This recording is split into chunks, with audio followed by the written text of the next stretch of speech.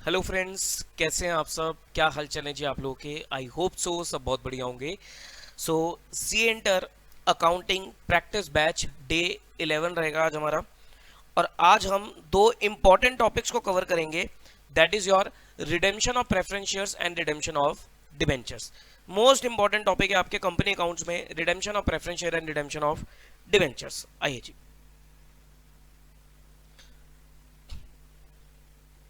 redemption of preference shares and redemption of debentures।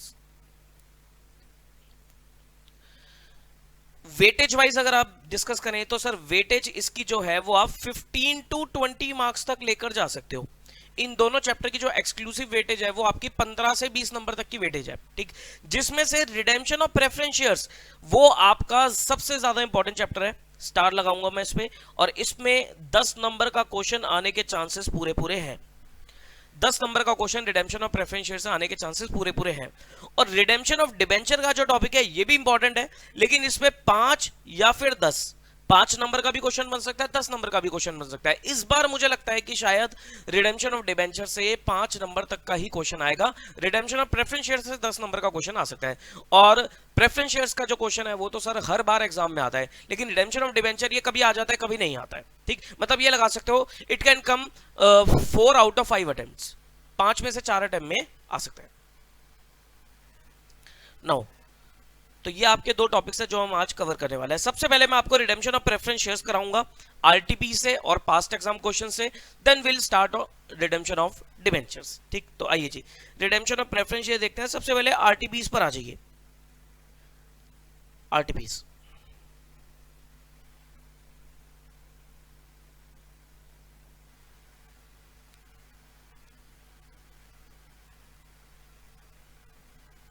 ये लीजिए RTP जी। RTP मे 22। RTP में आपको क्वेश्चन नंबर 7 मिलेगा रिडेम्पशन ऑफ प्रेफरेंस शेयर्स के ऊपर। तो ये आपका क्वेश्चन नंबर 7 है, रिडेम्पशन ऑफ प्रेफरेंस शेयर्स। क्या कहता है, पढ़ो। Rohan limited gives you the following information as on 31 March 21। ये आपको बैलेंस शीट दे रखी है। इसमें आपके पास इक्विटी कैपिटल है, इक्विटी एंड लायबिलिटीज है। उसमें से इशूड एंड सब्सक्राइब कैपिटल में इक्विटी शेयर कैपिटल आपके पास 60,000 equity share of 10 each fully paid up 6 lakh rupees की। 12% redeemable preference share capital 5,000 share of 100 each 5 lakh, less calls in arrears 4,000। Calls in arrears में क्या है sir? Final call of ₹20 on 200 shares, कि भाई 200 share पर final call नहीं आई है, तो आपकी प्रेफरेंस कैपिटल कितनी है? पेड अप कैपिटल है 5,496 की, तो टोटल कैपिटल होगी आपकी 10,96,000। रिजर्व एंड सरप्लस में आपके पास पीएनएल अकाउंट है एंड सिक्योरिटी प्रीमियम है, ठीक। सर पीएनएल अकाउंट और सिक्योरिटी प्रीमियम में से मैं रिडेम्पशन ऑफ प्रेफरेंस शेयर के लिए क्या यूज कर सकता हूं? देखो, रिडेम्पशन ऑफ प्रेफरेंस शेयर के लिए आप फ्री रिजर्व्स को यूज कर सकते हो। तो सर एसपीआर कहां यूज हो सकता है? एसपीआर यूज हो सकता है to write off premium on redemption of preference share if company is not governed by section 133। Section 133 कहता है कि कंपनी को प्रिस्क्राइब्ड अकाउंटिंग स्टैंडर्ड फॉलो करने हैं जो एमसीए ने इशू करे हैं। तो अगर एमसीए वाले अकाउंटिंग स्टैंडर्ड को कंपनी फॉलो नहीं कर रही है तो वो एसपीआर को, सिक्योरिटी प्रीमियम को, premium on redemption write off करने के लिए यूज कर सकती है। लेकिन अगर कंपनी सेक्शन 133 के अकॉर्डिंग अकाउंटिंग स्टैंडर्ड फॉलो कर रही है तो security premium, premium on redemption के लिए यूज नहीं हो सकता, ठीक। तो आपको क्वेश्चन में चेक करना है कि प्रीमियम ऑन रिडेम्पशन को राइट ऑफ करने के लिए एसपीआर यूज हो सकता है या नहीं हो सकता। कई बार तो क्वेश्चन में दे देता है, और अगर क्वेश्चन में नहीं दिया है तो आप कुछ भी कर सकते हो सब्जेक्ट टू अ नोट।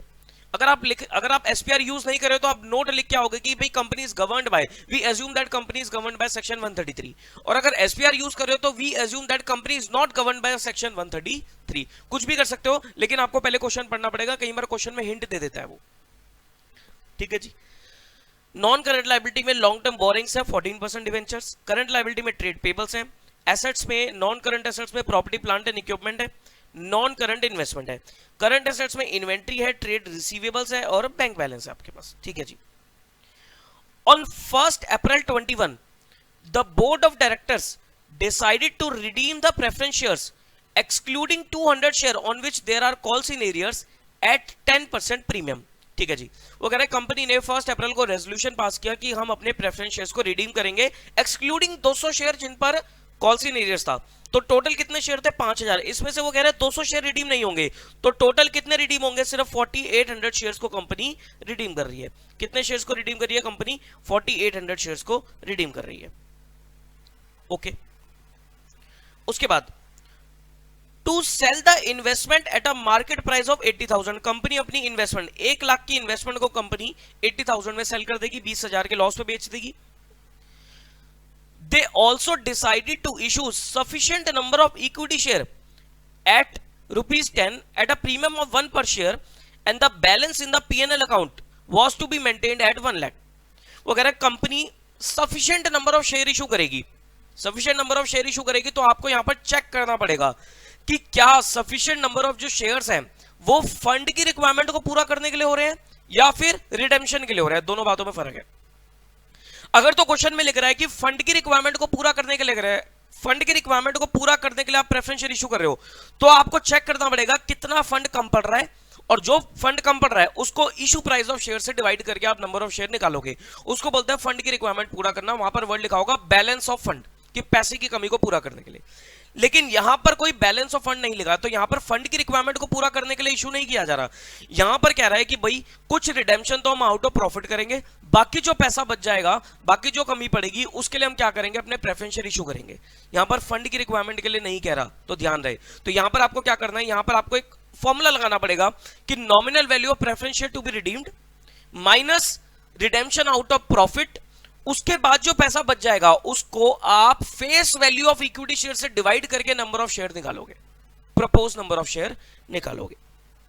ठीक है जी, आई होप ये कॉन्सेप्ट आप पढ़ के आए होंगे। Then premium on redemption, underline कर लो sir, premium on redemption can't be set off against security premium account as Rohan limited is governed by section 133 of the Companies Act and comply with accounting standard।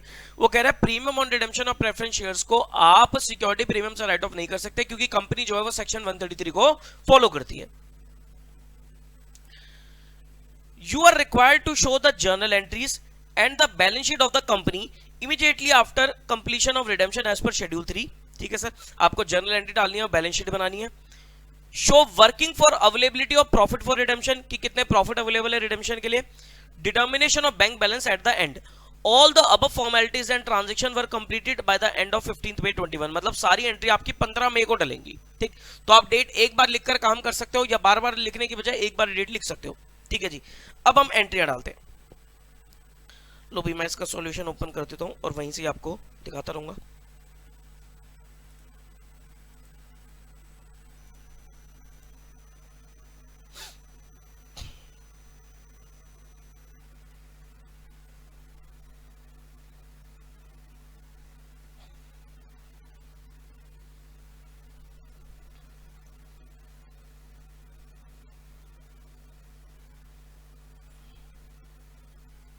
लो जी, ये आपका question है, question number 7।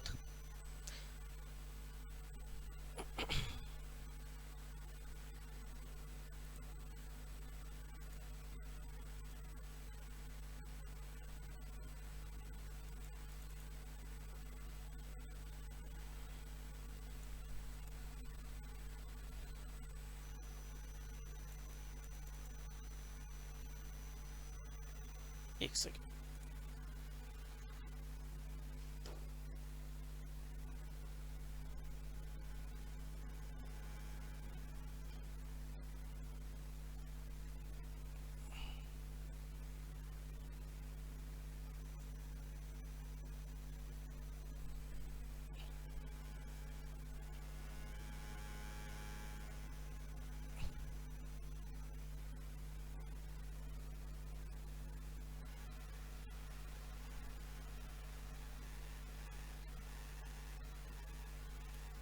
लीजिए। तो सबसे पहले एंट्री आपकी investment बेचने की एंट्री डलेगी। इन्वेस्टमेंट बेचने की एंट्री, ये क्यों नहीं चल रहा,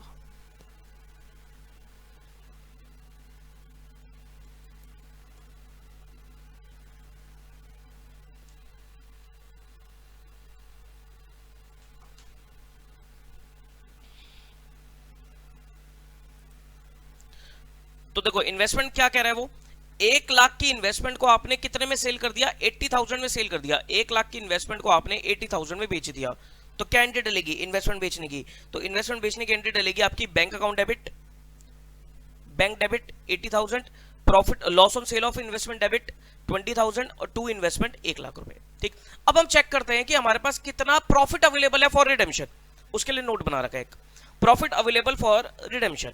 देखो, calculation of profit available for redemption, balance given in the question. Question में कितना बैलेंस दे रखा है, क्वेश्चन में प्रॉफिट का बैलेंस कितना दे रखा है। आपको पता है सब प्रॉफिट ही यूज होगा, तो ये 3 लाख ही यूज हो सकता है। एसपीआर आप रिडेम्पशन के लिए तो यूज करते नहीं हो, प्रीमियम के लिए यूज करते हो, लेकिन वो भी क्वेश्चन में मना किया हुआ है। तो बैलेंस अवेलेबल कितना है, 3 लाख। ठीक है जी। Loss on sale of investment, देखो इन्वेस्टमेंट जो आपने 20,000 बेची है उससे भी प्रॉफिट आपका रिड्यूस हो जाएगा। Minimum balance to be maintained in the PNL account 1 lakh rupees, वो कह रहा है 1 लाख रुपए पीएनएल अकाउंट में आप बैलेंस छोड़ देना। कहां लिखा है, ये देखो यहां लिखा है कि 1 लाख रुपए का बैलेंस आपको पीएनएल में छोड़ना है, ये लिखा हुआ कि 1 लाख का बैलेंस आपको पीएनएल में छोड़ना है। और प्रीमियम ऑन रिडेम्पशन कितना है, देखो प्रीमियम ऑन रिडेम्पशन कितना है, आप कितने शेयर रिडीम कर रहे हो, 4800, एक शेयर 100 रुपए का है, तो टोटल प्रेफरेंस कैपिटल कितनी होगी, 480। 480 का 10% प्रीमियम, तो इसका 10% दैट इज 48,000 का प्रीमियम है। अब ये premium on redemption write of भी होगा, राइट ऑफ कहां से होगा, एसपीआर यूज नहीं कर सकते तो पीएनएल से राइट ऑफ करोगे, तो पीएनएल के बैलेंस में आपको वो प्रीमियम ऑन रिडेम्पशन का भी अमाउंट छोड़ना पड़ेगा। Premium on redemption of preference share 48, तो आपका बैलेंस अवेलेबल कितना है, 132। कितना बैलेंस अवेलेबल है, 132। अब देखो number of share to be issued, कि total nominal value of preference share 480, redemption out of profit कितना है, 132, तो amount required from fresh issue is 348। तो और face value of the share कितनी है, 10 रुपए की, तो आप कितने शेयर इशू करोगे, 34,800 share you have to issue for the purpose of redemption. यही अगर लिखा होता कि सर फंड की रिक्वायरमेंट को पूरा करने के लिए, तो मैं बैंक से देखता कि पैसा कितना अवेलेबल है, इन्वेस्टमेंट बेच के और कितना पैसा आया, प्रेफरेंस शेयर को पेमेंट कितनी करनी है, कितनी कमी पड़ रही है, डिवाइडेड बाय इशू प्राइस। ऐसा भी कोई क्वेश्चन आएगा तो मैं आपको कवर कराऊंगा अभी। ठीक, तो पता लग गया हमें 34,800 share we have to issue. बस अब एंट्री डालो प्रेफरेंस शेयर रिडीम करने की, 12% preference share capital 480, premium on redemption 48, to preference share holder 528। Equity share issue करे, bank to equity share application and allotment 382,800, कैसे आया, 34,800 शेयर और एक शेयर 11 रुपए का इशू कर रहे हो, प्रीमियम पर इशू कर रहे हो आप, इंटू 11, तो इतना पैसा आएगा आपके पास। तो equity share application allotment to capital 348 and to security premium 34,800, SPR और बढ़ेगा आपका। अब बनाना है आपको मोस्ट इंपॉर्टेंट सीआरआर। सीआरआर कितना बनाते हो सर, जितनी रिडेम्पशन आउट ऑफ प्रॉफिट करी है उतना ही सीआरआर। तो रिडेम्पशन आउट ऑफ प्रॉफिट कितनी थी, सब प्रॉफिट अवेलेबल था 132 का, तो यानी कि रिडेम्पशन आउट ऑफ प्रॉफिट कितने 132, उतना ही आपको सीआरआर बनाना है, तो सीआरआर बना दिया। ठीक, सीआरआर बनाने के लिए आप पैसा कहां से निकालोगे सर, पीएनएल अकाउंट को यूज करोगे। ठीक, तो PNL account debit to CRR, PNL से आपने अपना क्या करा, प्रीमियम और रिडेम्पशन भी राइट ऑफ किया, फिर preference share holder to bank, ये एंट्री डाल दी पेमेंट की। ठीक है जी, बात समझ में आती है, ओके। अब रिडेम्पशन की एंट्री आई होप आपको क्लियर हो गई होंगी। Now you have to prepare balance sheet. Balance sheet में share capital, note number 1, share capital में आपके पास क्या आएगी, इक्विटी कैपिटल 94,800 शेयर। कैसे निकाला 94,800 शेयर, पहले से ही शेयर है हमारे पास, देखो पहले से आपके पास 60,000 के शेयर्स हैं और 34,800 के शेयर आपने और इशू करे।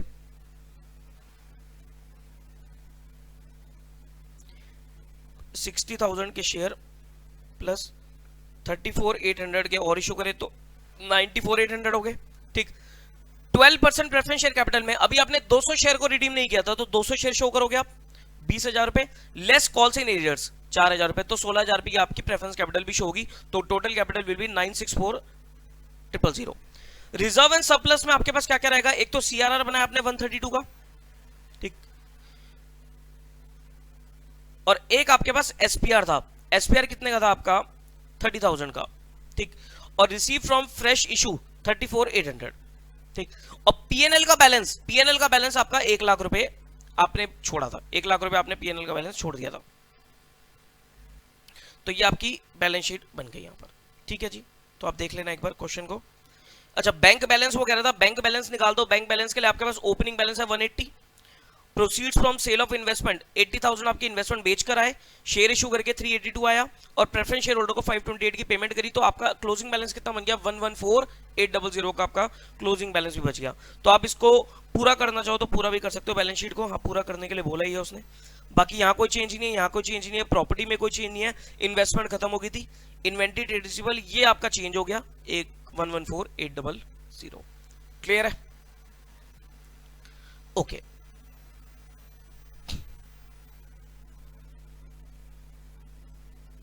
Next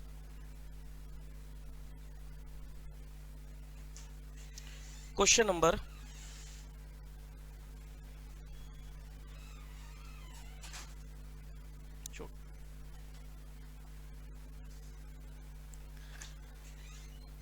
RTB November 21।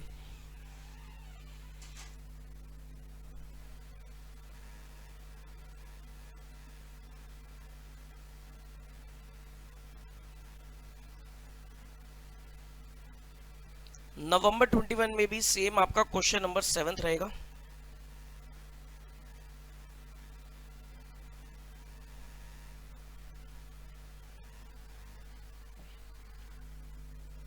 पढ़ो जी।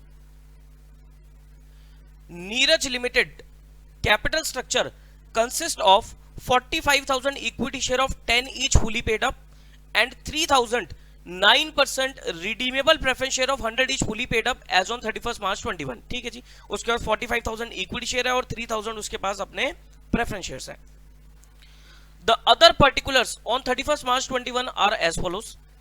आपके पास जनरल रिजर्व है 180 का, पीएनएल अकाउंट है 90 का, इन्वेस्टमेंट अलाउंस रिजर्व है not free for distribution as dividend 22,500 का। तो आईएआर को आप रिडेम्पशन के लिए यूज नहीं कर सकते, आपको फ्री रिजर्व यूज करना होता है।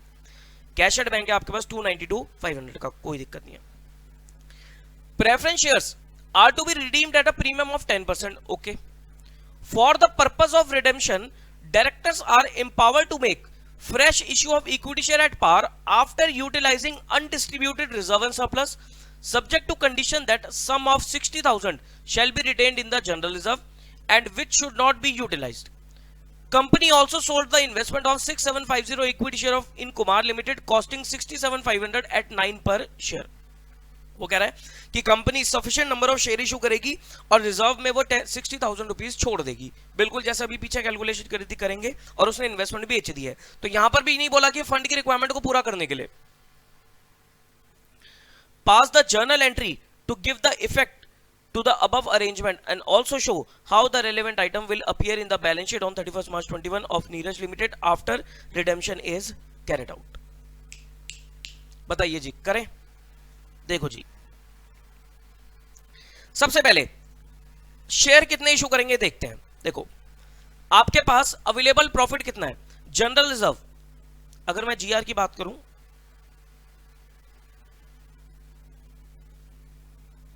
देखो जी अगर मैं जनरल रिजर्व की बात करूं तो जीआर आपके पास कितना है, जीआर आपके पास 180 है, 180 में से कह रहा था 60,000 छोड़ देना, तो 120 है जीआर आपके पास। पीएल कितना है, पीएल 90 है, लेकिन 90 में से आप इन्वेस्टमेंट जो आपने बेची है, आपने इन्वेस्टमेंट कितने की बेची है, 67,500 की इन्वेस्टमेंट कॉस्ट कर रही थी और आपने 6750 इंटू 9, तो यानी कि 10 रुपए की एक इन्वेस्टमेंट थी भाई, 67,500 डिवाइडेड बाय 6750, तो कॉस्टिंग थी 10 रुपए की, तो 10 रुपए का शेयर आपने 9 में बेची दिया, तो 1 रुपए का आपको लॉस हो गया, तो 6750 का लॉस हो गया। तो 90,000 में से 6750 का तो ये लॉस माइनस किया आपने।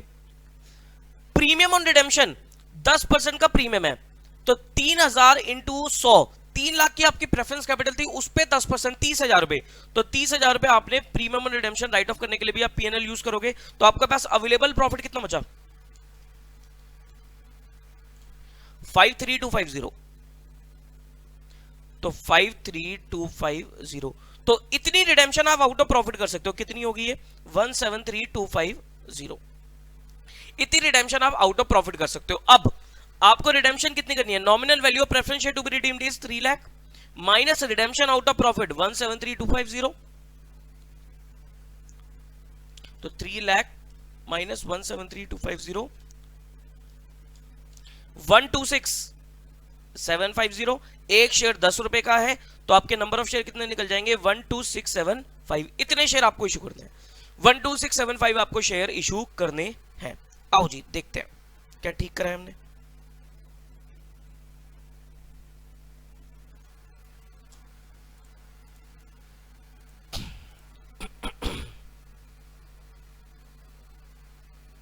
लो जी ठीक किया बिल्कुल।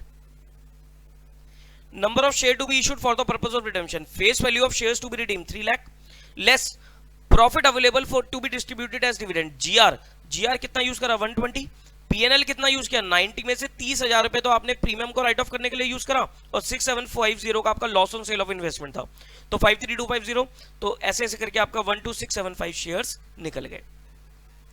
अब एंट्रियां डालो।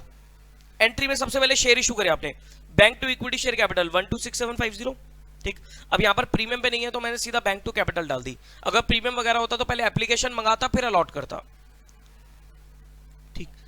प्रेफरेंस शेयर रिडीम करने की entry 9% preference share capital 3 lakh, premium 10% का था 30,000 रुपए, to preference share holder 330, investment बेची थी आपने, bank account debit 60750, PNL account loss 6750 to investment 67500, फिर preference share holder to bank 330, फिर आपने पीएनएल अकाउंट से प्रीमियम राइट ऑफ किया 30,000 का। सीआरआर कितना बनेगा, जितनी रिडेम्पशन आउट ऑफ प्रॉफिट करी थी, ये देखो इतनी रिडेम्पशन 173250 की रिडेम्पशन आउट ऑफ प्रॉफिट है, इतना ही सीआरआर बनाओ, 173250 सीआरआर बनेगा, जिसके लिए आप जनरल रिजर्व 120 का यूज करोगे और प्रॉफिट कितना यूज करोगे 53250 का, ठीक है जी। ये आपका सीआरआर बन गया, बस ये एंट्री होगी आपकी छोटी सी।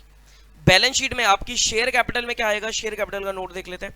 शेयर कैपिटल में 45,000 शेयर तो आपके पास पहले से थे, 12675 शेयर आपने और इशू करे तो 57675 शेयर्स हो गए, तो 576,750, बस इक्विटी कैपिटल बची है, प्रेफरेंस तो खत्म हो गई थी। रिजर्व एंड सरप्लस में आपके पास जनरल रिजर्व 60 का बचा था, पीएनएल अकाउंट आपका पूरा ही खत्म हो गया था, सीआरआर आ गया था आपके 173,250, और एक इन्वेस्टमेंट अलाउंस रिजर्व था, स्पेशल रिजर्व था 22,500 का। ओके, करंट एसेट्स में आपके पास कैश एंड कैश इक्विवेलेंट है, कैश एंड कैश इक्विवेलेंट का आप बैलेंस निकाल लेना, ठीक। कैसे निकालोगे, ओपनिंग बैलेंस, शेयर इशू करके पैसा आया, इन्वेस्टमेंट बेच कर पैसा आया, और 330 की आपने प्रेफरेंस शेयर होल्डर को पेमेंट कर दी, तो वो माइनस हो गया, तो इतना बैलेंस बच गया 150 का। क्लियर है, चलो, तो ये हो गया आपका नवंबर 21। नेक्स्ट आते हैं हम मई 21।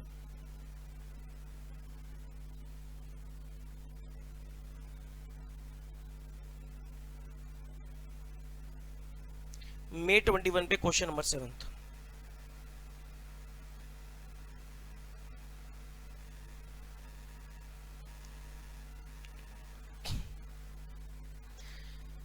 ABC Limited provides you the following information on 31st March 21.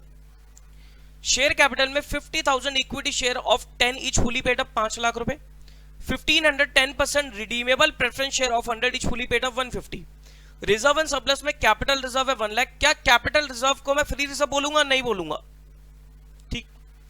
General reserve 80, PNL account 95, okay. On 1st April the board of directors decide to redeem the preference shares at premium of 10% by utilizing reserves, pass the necessary journal entry। Sir यहां पर share issue करने की बात नहीं है, यानी कि पूरी रिडेम्पशन आउट ऑफ प्रॉफिट है, ये तो बहुत सिंपल क्वेश्चन है, इसमें कुछ है ही नहीं। आओ इसकी एंट्री डाल लेते हैं, डालना भी क्या है फटाफट देखते हैं। मई 21 है ना,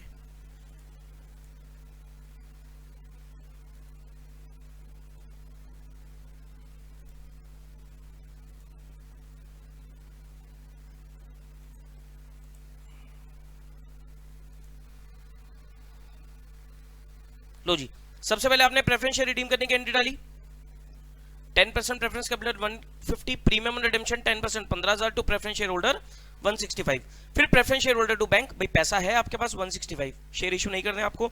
सीआरआर कितना बनाओगे, पूरा 150 का सीआरआर बनेगा, 150 के लिए जनरल रिजर्व 80 यूज करा आपने, पीएनएल अकाउंट 70 यूज किया,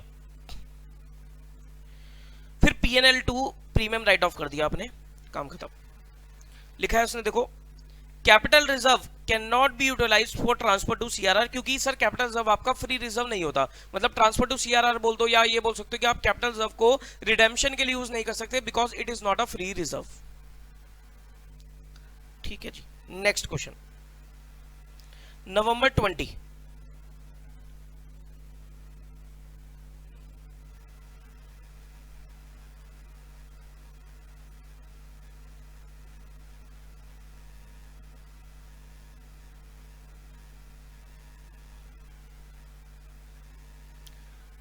लीजिए नवंबर 20 का question. The following are the extracts from the balance sheet of Hari Limited on 31st March 20. Share capital 75,000 equity share of 10 each fully paid up. 2250 10% redeemable preference share of 100 each fully paid up.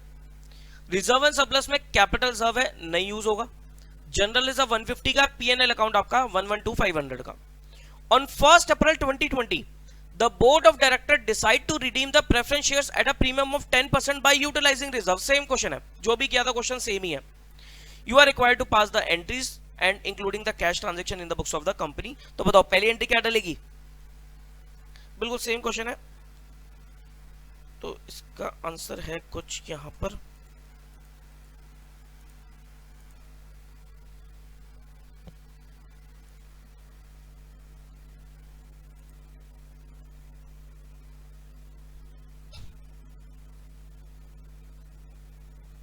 लो जी, सबसे पहले redemption की entry 10% preference share capital 225, 10% का premium था 22,500 to preference share holders 247,500। फिर preference share holder to bank payment कर दिया आपने, share issue तो कर देनी है आपको। सीआरआर कितना बनेगा? सीआरआर पूरा 225 का बनेगा। तो सीआरआर के लिए जनरल रिजर्व यूज किया आपने 150 का, पीएनएल अकाउंट यूज किया 75 का। सबसे पहले सर आप क्या करोगे? जनरल रिजर्व यूज कर दोगे, ठीक, 2 सीआरआर 225। फिर पीएनएल से आपने प्रीमियम और रिडेम्पशन को भी राइट ऑफ कर दिया। बिल्कुल सेम क्वेश्चन है। Capital reserve can not be utilised to transfer to CRR, कोई दिक्कत नहीं यहां पर।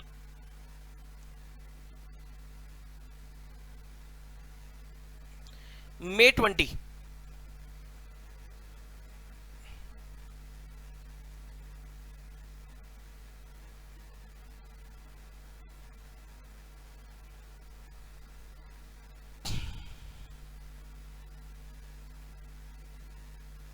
redemption of preference share, question number 7th, May 20.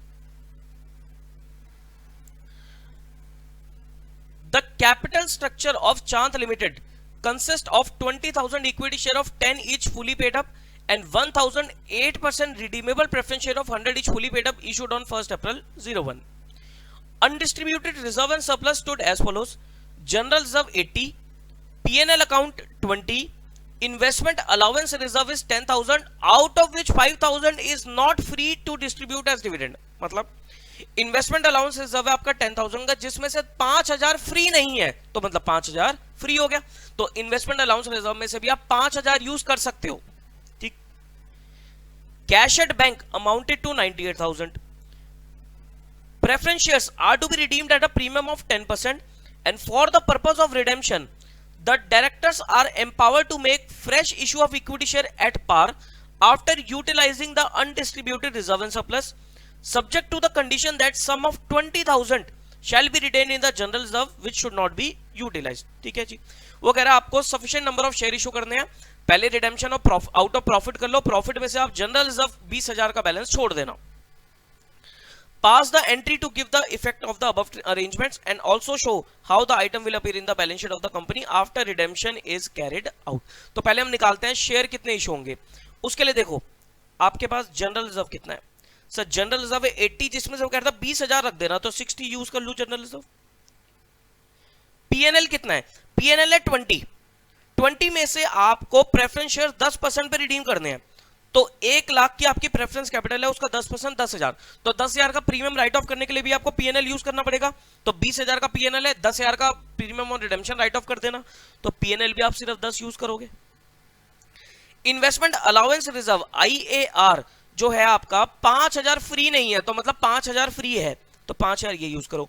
तो रिडेम्पशन आउट ऑफ प्रॉफिट कितनी होगी आपकी? 75। टोटल आपको रिडीम कितनी करनी है? 1 lakh. 75,000 out of profit redeem करो, तो शेयर्स इशू करके कितनी आप कैपिटल उठाओगे? 25,000 रुपए की। एक शेयर 10 रुपए का है, तो आप 2500 शेयर इशू कर दोगे, ठीक है जी। ये आपको वर्किंग बनानी है। तो देखो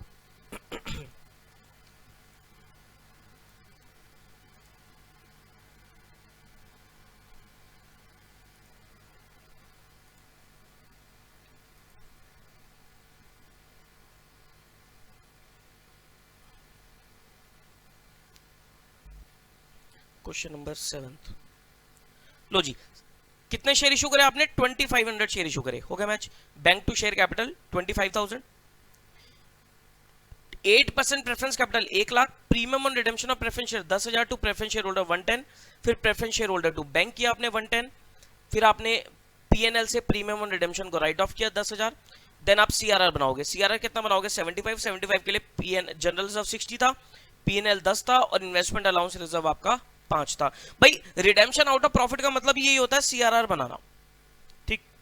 अब क्या बैलेंस शीट में कैसे दिखाओगे? शेयर कैपिटल, शेयर कैपिटल में आपका नोट नंबर 1 में प्रेफरेंस तो खत्म होगी, इक्विटी 20,000 पहले से थी, 2500 और इशू करे तो 22,500 शेयर आ गए आपके पास, तो 225 की आपकी इक्विटी कैपिटल आ गई, ठीक। Now reserve and surplus, reserve and surplus का note number 2, reserve and surplus में जनरल रिजर्व 20 है, सीआरआर 75 बना दिया था और 5,000 का इन्वेस्टमेंट अलाउंस रिजर्व भी था 1 लाख, ठीक। और ये एक्सट्रैक्ट है तो आपको टोटल लगाने की जरूरत नहीं है। कैश एंड कैश इक्विवेलेंट में आपके पास 98 पहले से था, 25,000 शेयर इशू करके आया और 110 आपने प्रेफरेंस शेयर होल्डर को पे कर दिया, तो 13,000 का आपका बैंक बैलेंस बच गया। क्लियर है यहां तक की बात? बोलो जी क्लियर है। तो ये आपके सर आरटीपी थे ऑफ रिडेम्पशन ऑफ प्रेफरेंसेस। तो पहले मैं रिडेम्पशन ऑफ प्रेफरेंसेस से खत्म करा रहा हूं आपको, ठीक। तो ये आपके आरटीपी डिस्कशन हो गया। Now come to past exam questions. Past exam questions पे आते हैं।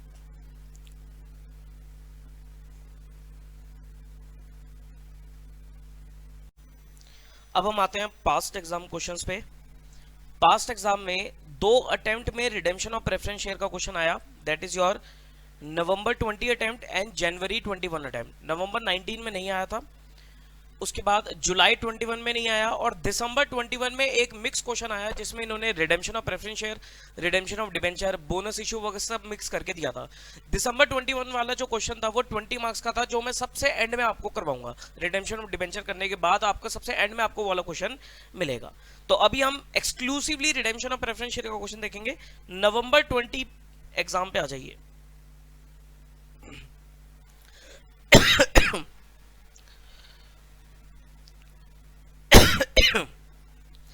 नवंबर 20 में क्वेश्चन नंबर 5 का बी पार्ट, 5 का बी पार्ट कौन सा पेपर है ये? नवंबर 20 क्या कहता है, पढ़िए जी।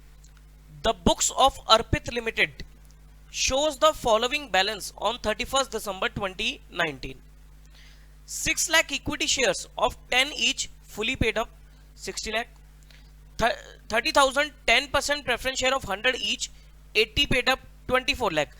अगर आपके preference share partly paid up हैं तो आप उसे रिडीम नहीं कर सकते, या तो आपको क्या करना पड़ेगा, उन जो अनपेड शेयर्स हैं, जो पार्टली पेड अप शेयर है, उसमें से जिन पे कॉल्स इन ईयर्स वगैरह हैं उनको आपको उनको आप रिडीम नहीं कर सकते, बाकियों को रिडीम कर दो, फुली पेड अप वालों को रिडीम कर दो, या फिर जो आपके पार्टली पेड शेयर्स हैं उनको फुली पेड में कन्वर्ट कर दो, पैसा मंगवा लो उनसे।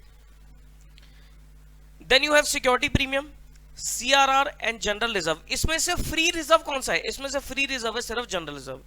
एसपीआर को आप यूज करोगे अगर करना होगा तो premium on redemption write off करने के लिए।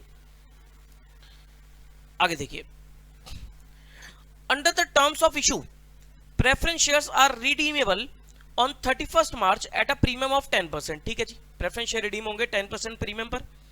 इन order to finance the redemption the board of director decide to make a fresh issue of 1,50,000 equity share of 10 each at a premium of 20%। ठीक है जी, वो कह रहा है फ्रेश इशू लेके आ रही है कंपनी, 1,50,000 शेयर्स इशू हो रहे हैं 10 रुपए की फेस वैल्यू का और 20% प्रीमियम पर, यानी कि इशू प्राइस कितना हो गया आपका 12 रुपए। उसको मंगवाया कैसे है? 2 rupees payable on application, 7 including premium on allotment, 7 रुपए इंक्लूडिंग 2 रुपए का प्रीमियम अलॉटमेंट में मंगाया आपने, और बैलेंस ऑन 1 जनवरी 21। और बैलेंस हम बाद में मंगाएंगे, 1 जनवरी 21 को मंगाएंगे।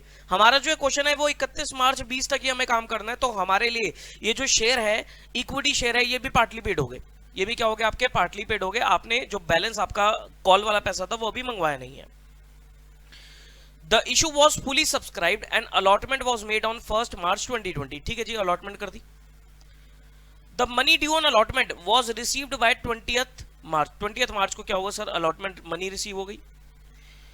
The preference shares were redeemed after fulfilling the necessary condition of section 55 of the Companies Act। preference share हमने redeem कर दिया, CRR वगैरह जो ट्रांसफर करना था वो हमने कर दिया।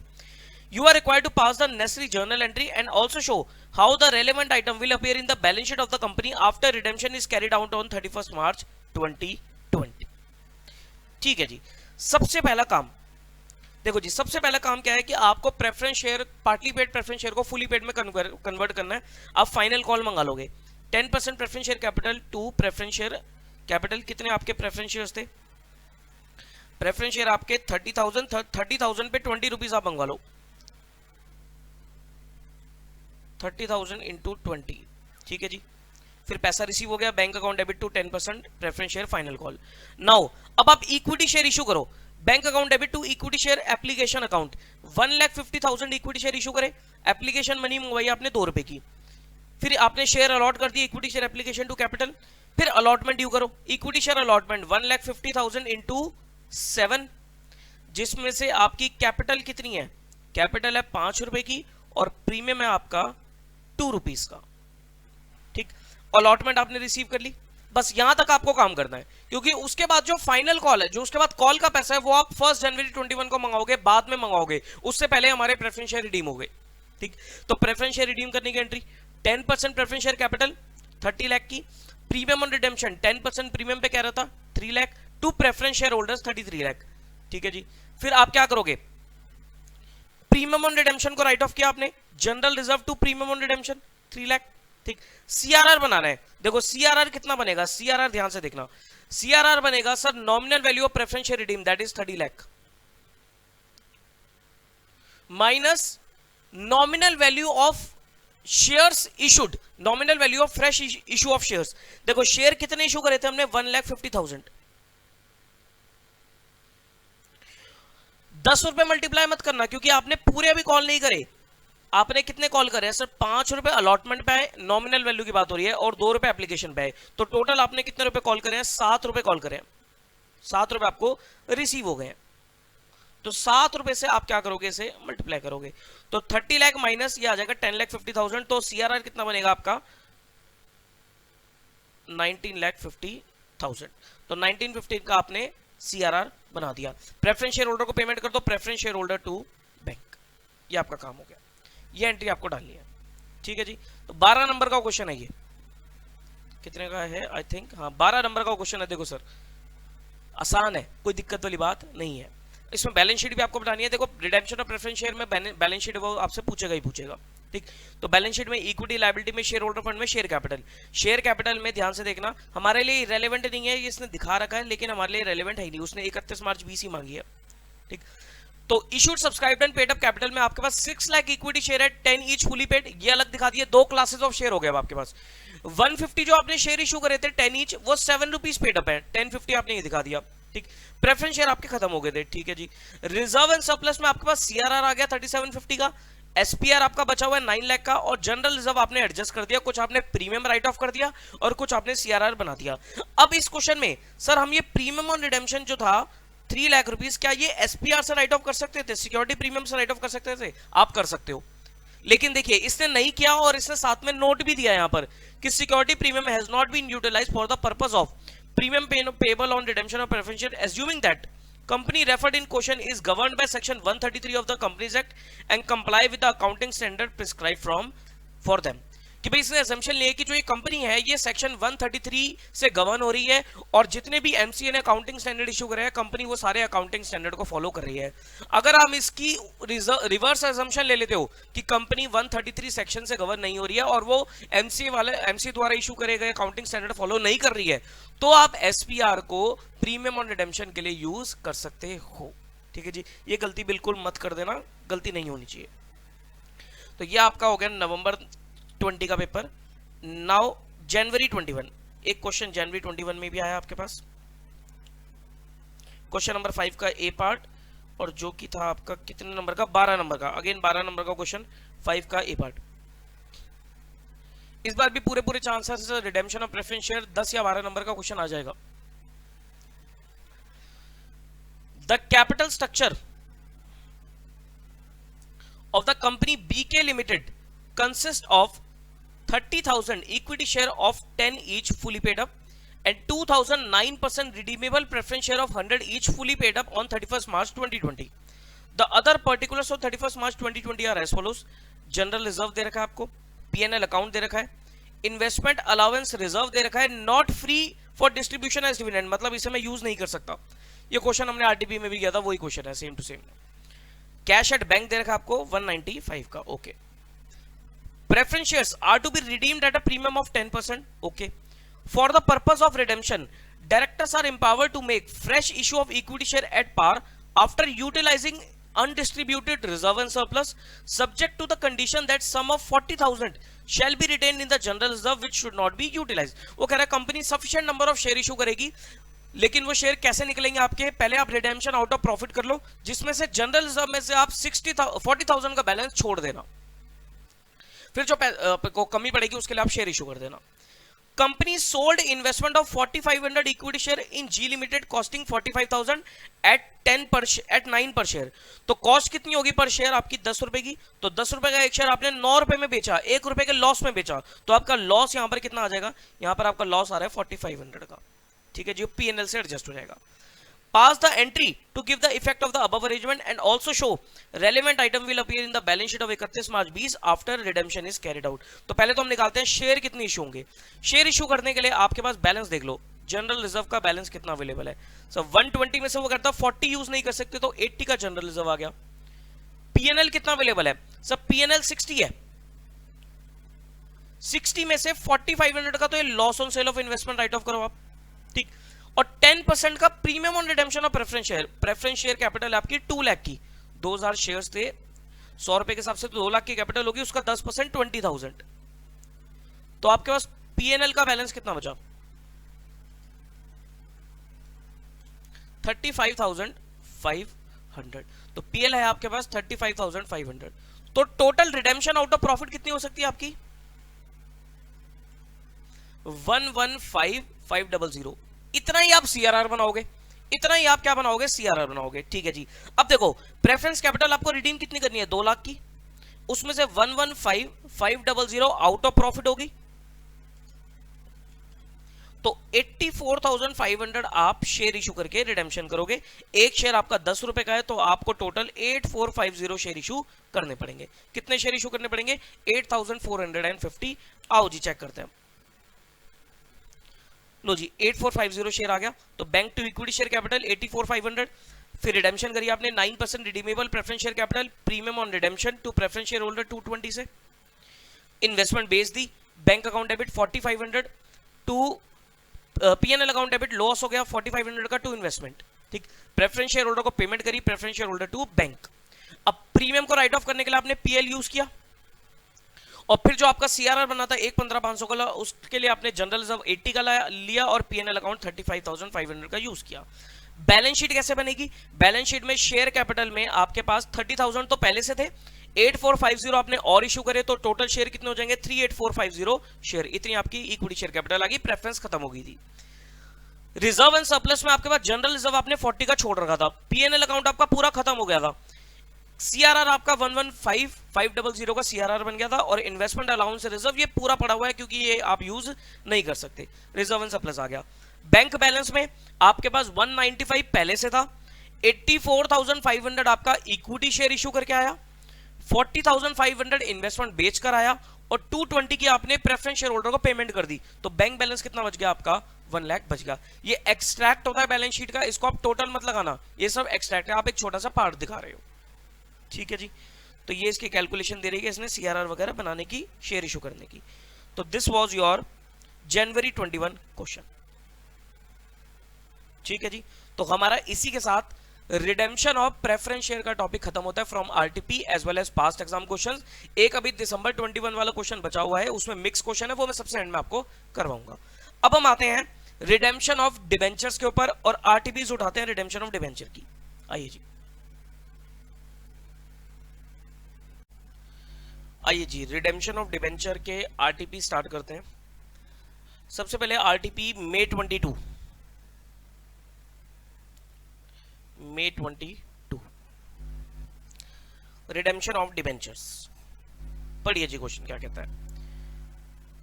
Case limited, an unlisted company other than AIFI, banking company, NBFC and HFC। ये जब भी लाइन लिखी होगी unlisted company other than AIFI, banking company, NBFC, HFC, मतलब सर DRR बनेगा। लिस्टेड कंपनी अगर होती है तो DRR नहीं बनता, या फिर कोई अनलिस्टेड कंपनी है जो कि AIFI है, बैंकिंग है, HFC है, NBFC है, तो भी DRR नहीं बनता है। तो DRR की आपको रिक्वायरमेंट पढ़नी पड़ेगी, अच्छे से उसको देख के जाना। ठीक, तो यहाँ पर तो DRR बनना है। Provides the following information on 31 March 2021। ठीक, शेयर होल्डर फंड में शेयर कैपिटल में ऑथराइज कैपिटल दे रखे आपको 45,000 equity share of 10 each fully paid up. Then you have issued and subscribe capital में 30,000 equity share of 10 each fully paid up. Reserve and surplus में आपके पास PNL account है और DRR डिवेंचर रिडेम्पशन रिजर्व बना हुआ है। नॉन करंट लायबिलिटी में long term borrowing में 12% डिवेंचर है 180 के। ठीक है जी, लॉन्ग टर्म डिवेंचर में आपके लॉन्ग टर्म बोरिंग में 12% डिवेंचर है 180 के, तो 180 का कितना परसेंट DRR होना चाहिए? 10%। तो चेक कर लो DRR पूरा है या नहीं है। यस सर, DRR पूरा 18,000 बना हुआ है। करंट लायबिलिटी में trade pebbles 170 to 500, property plant and equipment 170 to 500, और नॉन करंट एंड इन्वेस्टमेंट में आपके पास डिबेंचर रिडेम्पशन रिजर्व DRRI या DRI बोल सकते हो, आपके पास DRI कितनी है? 27,000। DRI की रिक्वायरमेंट कितनी होती है कि सर डिबेंचर का 15% होना चाहिए। तो चेक करो 180 का 15% 27,000 होता है, 180 का 15% 27,000 होता है। सर DRI की रिक्वायरमेंट भी पूरी है इस क्वेश्चन में। फिर आपके पास इन्वेंट्रीज है 20 to 500, ट्रेड रिसीवेबल्स है 11 to 500, cash and bank balances में कैश एट बैंक है, कैश इन हैंड है, ये आपके पास बैलेंसेस गिवन है। ठीक, at annual general meeting on 1 April 21 it was resolved that to give existing share holder the option to purchase 1 rupee 10 share at ₹15 for every 4 shares held prior to bonus distribution. This option was taken up by all the shareholder. क्या कह रहा है ये? क्या कह रहा है sir? ये राइट शेयर्स की बात कर रहा है, ये राइट शेयर्स की बात कर रहा है। वो कह रहा है सर कंपनी ने राइट इशू निकाला, कितना? 1:4 का राइट इशू निकाला, हर 4 शेयर के बदले में 1 शेयर मिलेगा। कितने रुपए का मिलेगा? 10 की फेस वैल्यू का शेयर 15 रुपए में मिल जाएगा। 10 की फेस वैल्यू का शेयर 15 रुपए में मिल जाएगा। ठीक, और सारे शेयर होल्डर ने ये ऑप्शन एक्सरसाइज कर लिया है, बोनस से पहले राइट इशू हुआ है। ठीक, तो राइट के लिए हम राइट अगर कैलकुलेट करेंगे तो शेयर कितने हमारे पास 30,000 है, तो 30,000 का 1/4 करोगे तो इट कम्स आउट टू 7,500। तो 7,500 आपके राइट शेयर्स हो गए। ठीक, राइट प्राइस कितना है? 15 रुपए का, तो 7,500 इंटू 15 रुपए के हिसाब से आपके पास पैसा आएगा और 5 रुपए आपका सिक्योरिटी प्रीमियम में जाएगा, 10 रुपए आपका कैपिटल बन जाएगी। ठीक है जी। To issue 1 bonus share for every 5 shares held. फिर बोनस निकाला कंपनी ने, 1:5 का बोनस इशू निकाला। अब देखो कितने शेयर हो जाएंगे बोनस के लिए? 30,000 तो पहले से थे और 7,500 राइट शेयर आ गए, तो बोनस निकलेगा 37,500 इंटू 1/5। तो बोनस इशू कितना हो जाएगा? बोनस शेयर्स कितने हो जाएंगे? ये हो जाएंगे आपके, ये भी आपके 7,500 शेयर बोनस की फॉर्म में आ जाएंगे। ठीक है जी। फिर कहता है to repay the debentures at premium of 3%। हमने डिबेंचर की रीपेमेंट कर दी 3% प्रीमियम पे। Give the necessary journal entry and company's balance sheet after these transaction are completed. आओ जी, आपको एंट्रियां डालनी है और कंपनी की बैलेंस शीट बनानी है। ठीक है जी, तो मैं आपको सॉल्यूशन से दिखाता हूं।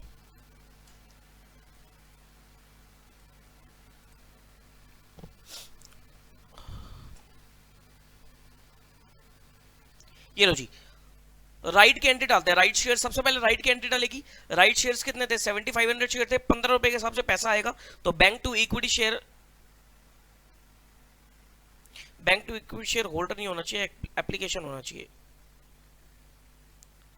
ठीक, bank to equity share application 1 to 500, फिर equity share application to equity share capital 10 रुपए के हिसाब से, और 5 रुपए आपका प्रीमियम में चला जाएगा। ठीक है जी। उसके बाद बोनस, बोनस कितना था सर? बोनस भी 7,500 शेयर्स का था, तो 7,500 टू 1 शेयर 10 रुपए का है, तो बोनस कैपिटल कितनी होगी? 75,000। तो बोनस के लिए सर क्या यूज कर सकते हो? बोनस के लिए क्या यूज कर सकते हैं? देखो जी, रिजर्व एंड सरप्लस चेक करो, बोनस तो वैसे सीआरआर से बनना चाहिए, लेकिन आप चेक करो आपके पास रिजर्व एंड सरप्लस में क्या अवेलेबल है।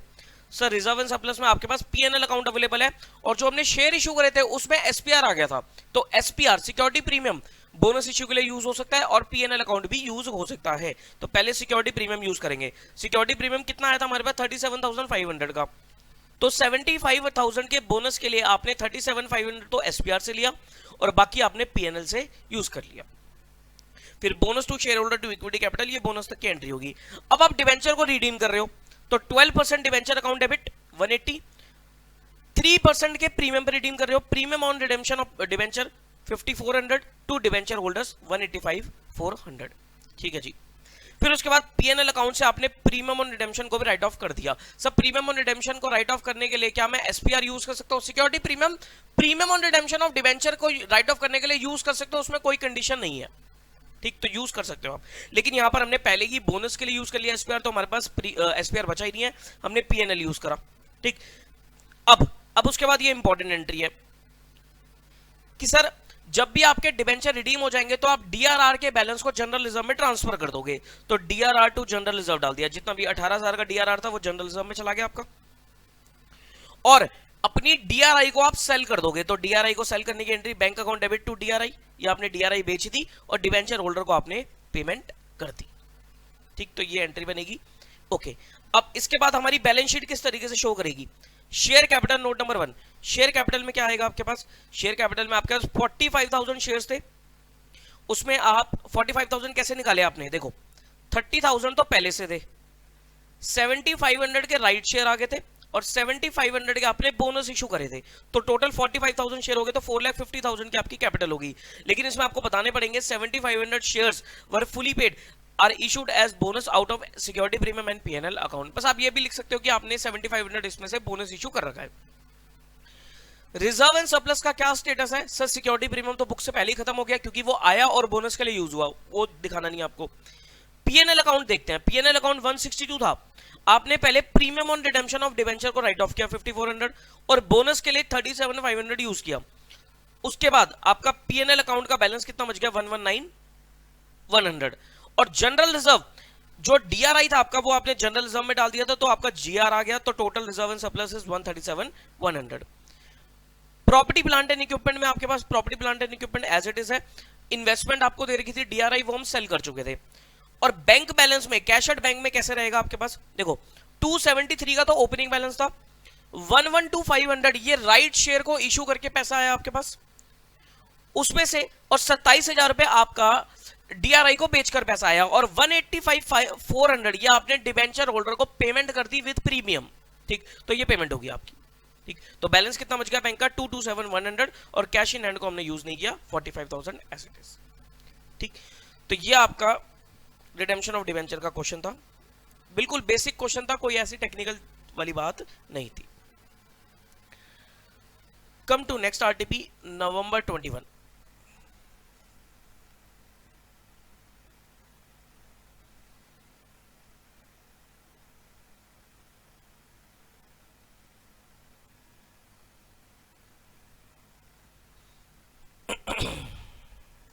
लो जी, नवंबर 21 रिडेम्पशन ऑफ डिबेंचर।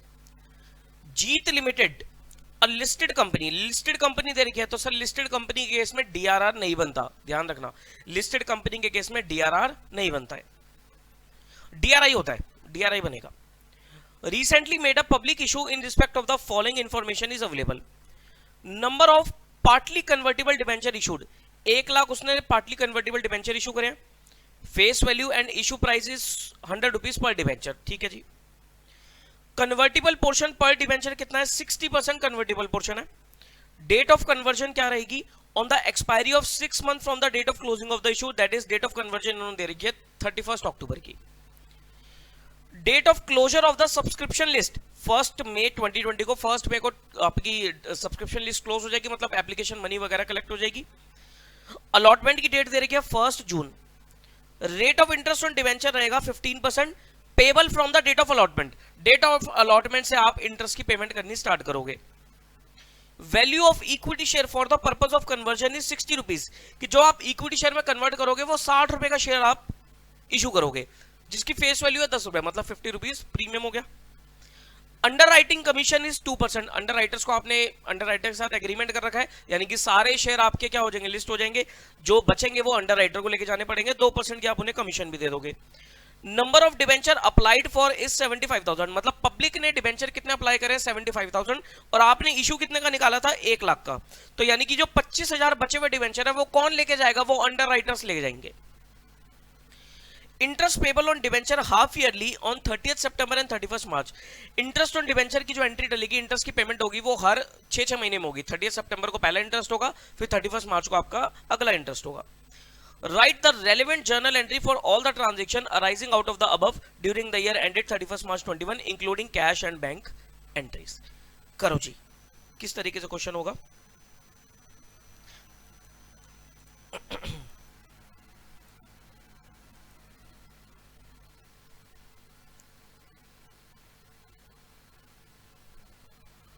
लीजिए, सबसे पहले आपके पास डिबेंचर इशू हुए, कितने पैसे आए कंपनी के पास, सर पैसे तो पब्लिक से ही आते हैं, तो कितने पैसे आए, bank to debenture application 75,000 into 100, 75 lakh, ठीक। उसके बाद आपने डिबेंचर अलॉट करे, डिबेंचर एप्लीकेशन 75 लाख और अंडर राइटर बाकी 25 लाख रुपए सर अंडर राइटर से लेने बनते हैं। अब देखो, अंडर राइटर से आप पैसे नहीं मंगाओगे, अंडर राइटर से आप नेट में सेटलमेंट करोगे कि उनसे डिबेंचर के पैसे भी लेना है और उनको कमीशन भी देनी है, तो नेट में आप सेटलमेंट करोगे, ठीक। तो मैंने अंडर राइटर को डेबिट किया कितने से, 25 लाख रुपए से, और 215% डिबेंचर 1 करोड़, ठीक है जी। उसके बाद underwriting commission, underwriting commission to underwriters. अब देखो, अंडर राइटर्स तो पूरे 1 करोड़ पे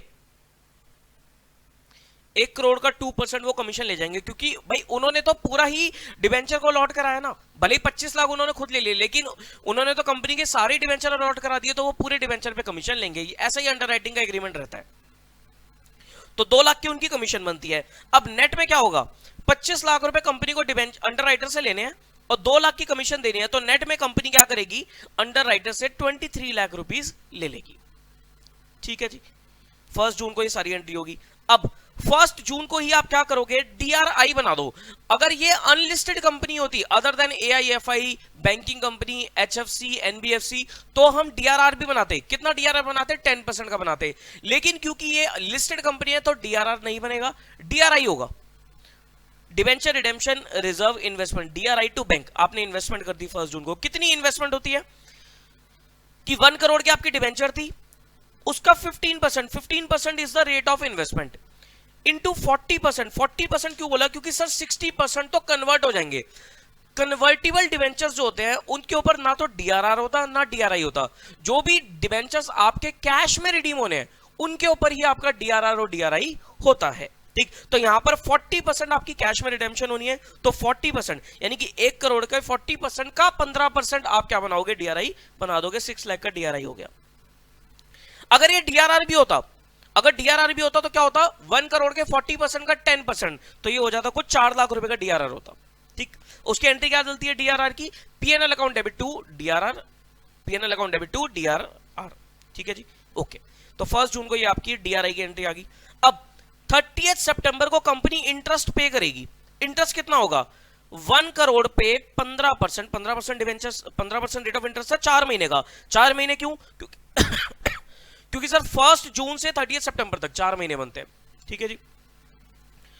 उसके बाद 31 अक्टूबर को कंपनी ने क्या करा, डिवेंचर्स को कन्वर्ट कर दिया, ठीक है जी।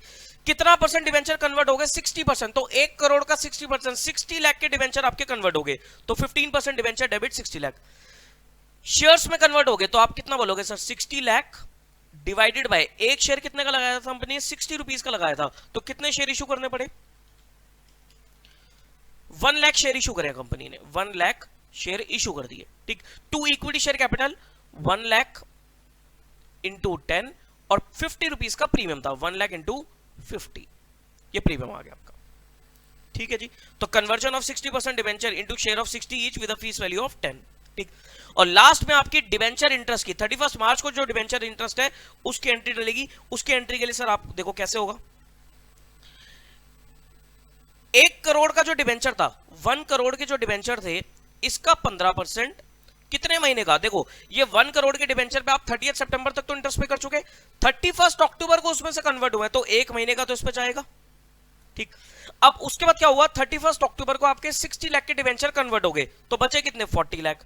तो 40 लाख का 15% अगले 5 महीने के, 31 अक्टूबर से 31 मार्च तक 5 महीने के लिए। तो इनको आप टोटल कर लो, ये आ जाएगा आपका 1 करोड़ का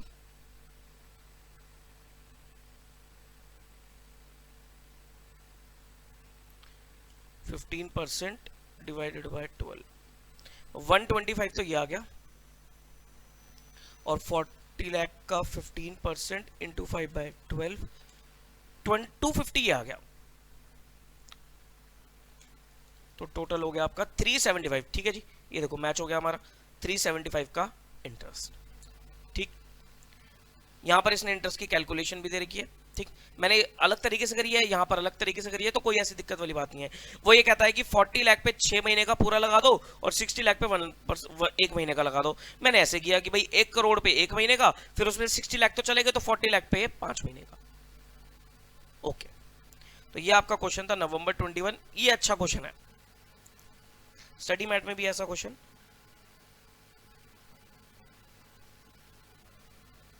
ठीक है जी, नवंबर 21 के बाद आते हैं मई 21 पे।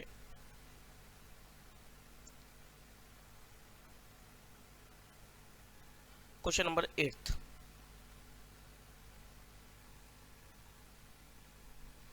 लो जी, question number 8। The following balances appeared in the books of Omega Limited on 1st April 2020. 10% debenture दे रखे हैं 75 लाख के, बैलेंस ऑफ डीआरआर 2,50,000 दे रखा है, DRRI debenture redemption reserve investment DRI दे रखा है 11,25,000 का, represented by 10% rupees 11,250 secured bond, ये रुपीज नहीं होगा, गलत दे रखा है, ये नंबर ऑफ बॉन्ड होंगे। 10% 11,250 secured bond of government of India of 100 each. ठीक है जी, अब पहले तो चेक कर लेते हैं सर डीआरआर डीआरआई की requirement.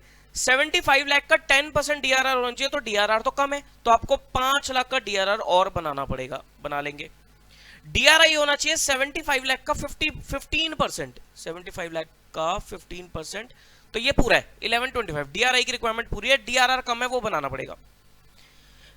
Annual contribution to DRR was made as per the requirement. ठीक है sir. On 31st March 21, the balance at the bank was 80 lakh. Before the receipt of interest, interest मिलने से पहले, interest किस पे मिलेगा? इन investment पे मिलेगा। इसकी रिसीट नहीं हुई है, इसको आप रिकॉर्ड करोगे। Interest on debenture had already been paid. Interest on debenture आपने पे कर दिया है। Investment were realized at par for the redemption of debenture at a premium of 10% of the above date. वो कह रहे ये जो DRI थी ये आपने सेल कर दी पार पे, और आपने अपने जो डिबेंचर थे 75 लाख इनको 10% के प्रीमियम पे रिडीम कर दिया। Omega limited is an unlisted company other then, भाई ये तो पता लग गया कि DRR बना रखा तो अनलिस्टेड कंपनी ही होगी।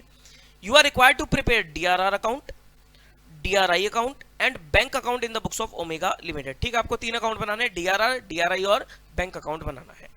आओ जी,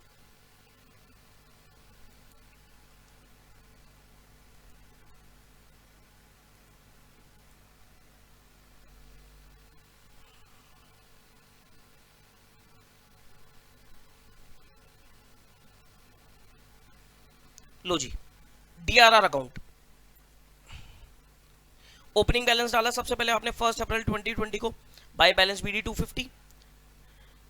DRI अकाउंट ओपनिंग बैलेंस डाला, ये इन्वेस्टमेंट है तो 1 अप्रैल 20 को, टू बैलेंस BD 1125, और बैंक अकाउंट का बैलेंस उसने कितना दे रखा था 1 अप्रैल 20 होना चाहिए यहाँ पर, 1 अप्रैल 20 को 80 लाख।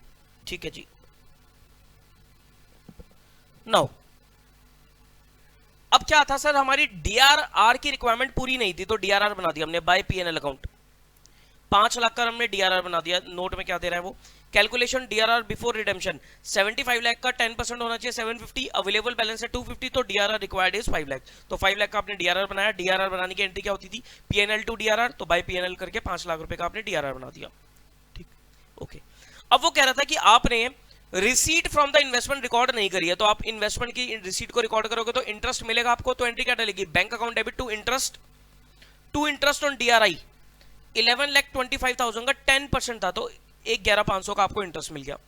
ठीक है, अब क्या कह रहा था वो, आपने इन्वेस्टमेंट बेच दी तो बाय बैंक, इन्वेस्टमेंट में आ जाएगा बाय बैंक 1125 और यहां पर आ जाएगा टू DRI 1125, और आपने डिवेंचर होल्डर्स को रिडीम करते हैं तो बाय डिवेंचर होल्डर्स 75 लाख का 110%, 10% के प्रीमियम पर रिडीम किया तो 110%, 82,50,000 की आपने डिवेंचर होल्डर को पेमेंट करी तो 987,500 का आपका क्लोजिंग बैलेंस बच गया बैंक का, और DRI आपका खत्म हो गया था। और DRR में क्या करोगे आप, क्योंकि सारे डिवेंचर रिडीम हो गए तो DRR के बैलेंस को आप जनरल रिजर्व में ट्रांसफर कर दोगे 750। ठीक है जी, तो ये आपका क्वेश्चन था DRR, DRI और बैंक अकाउंट। ये क्वेश्चन आ जाता है 5 नंबर में आएगा, 5 से 8, 5 तो नहीं 8 नंबर तक में आएगा, ज्यादा बड़ा नहीं आएगा।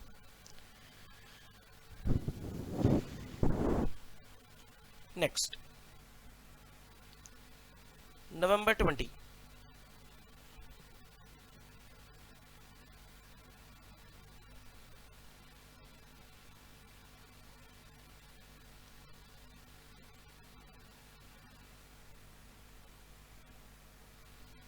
लो जी, नवंबर 20 RTP, XYZ Limited has issued 1,012% convertible debenture of 100 each, redeemable after a period of 5 years. According to the terms and condition of the issue, these debenture were redeemable at a premium of 5%. Okay. The debenture holder also had the option at the time of redemption to convert 20% of their holding into equity share of 10 each at a price of 20 per share. वो कह रहे debenture holder के पास option है कि वो अपनी 20% holding को shares में कन्वर्ट कर सकते हैं, और एक शेयर कितने का होगा, 10 की फेस वैल्यू का शेयर 20 रुपए में मिलेगा, and the balance in cash. Okay, debenture holders amounting to ₹20,000, 20,000 रुपए के डिवेंचर होल्डर ने अपने डिवेंचर्स को कन्वर्ट करा लिया in the equity share as per the terms of the issue. You are required to calculate the number of share issued and cash paid for redemption of 20,000 debenture holder. वो कह रहा है आपको एक तो कितने शेयर इशू करोगे वो निकालो, और जो 20,000 रुपए के डिवेंचर होल्डर है उनको आपने कितनी कैश में पेमेंट करी है वो भी बताइए। ठीक, तो कर सकते हैं, कोई दिक्कत वाली बात नहीं है। देखो मैं थोड़ा सा फटाफट कर रहा हूं, फिर आपको फेयर दिखाऊंगा। 20,000 रुपए के आपके क्या आते हैं, डिवेंचर रिडीम होने हैं, 20,000 का 20% इनके पास ऑप्शन है, तो 4,000 रुपए के डिवेंचर को क्या मिल जाएगा सर, शेयर मिलेगा, और ये 4,000 के जो डिवेंचर हैं ये 5% प्रीमियम रिडीम होने हैं, तो 105% कर दो, तो कितने रुपए, 4200 जाने हैं। ठीक, 4200 के लिए हमने शेयर इशू करे, एक शेयर का इशू प्राइस है 20 रुपए का, तो कितने शेयर इशू कर दिया आपने, 210 शेयर आपने इशू कर दिए, ये तो ये आ गया। ठीक है जी, उसके बाद 20,000 का 80% यानी कि 16,000 की जो रिडेम्पशन होनी है वो कैश में होनी है। 16,000 वालों को कितने रुपए जाने हैं, 105% के हिसाब से 16,800 जाने हैं। तो दोनों आंसर हमारे निकल गए कि भाई कैश कितना पे कर, हमने 16,800 और 210 हमने शेयर इशू कर दिए। आओ जी चेक करते हैं और इसकी वर्किंग देखते हैं किस तरीके से आप प्रेजेंट करोगे।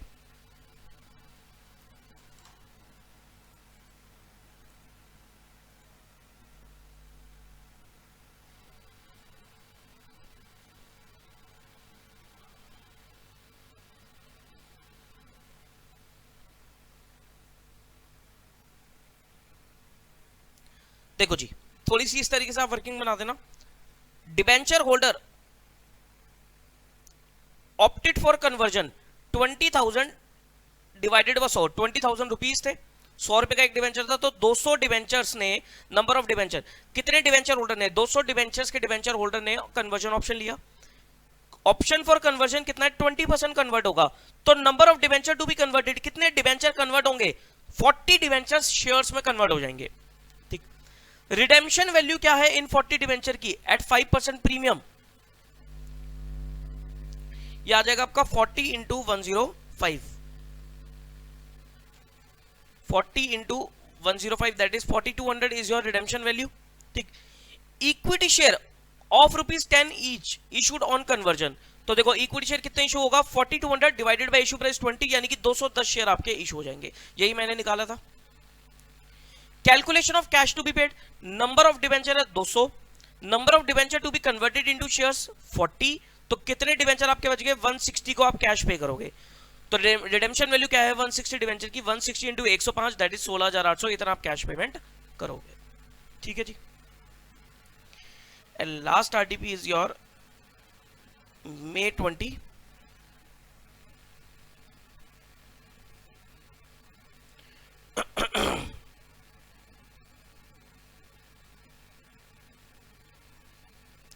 लो जी, ये डीआरआई अकाउंट वाला क्वेश्चन है, सेम क्वेश्चन है।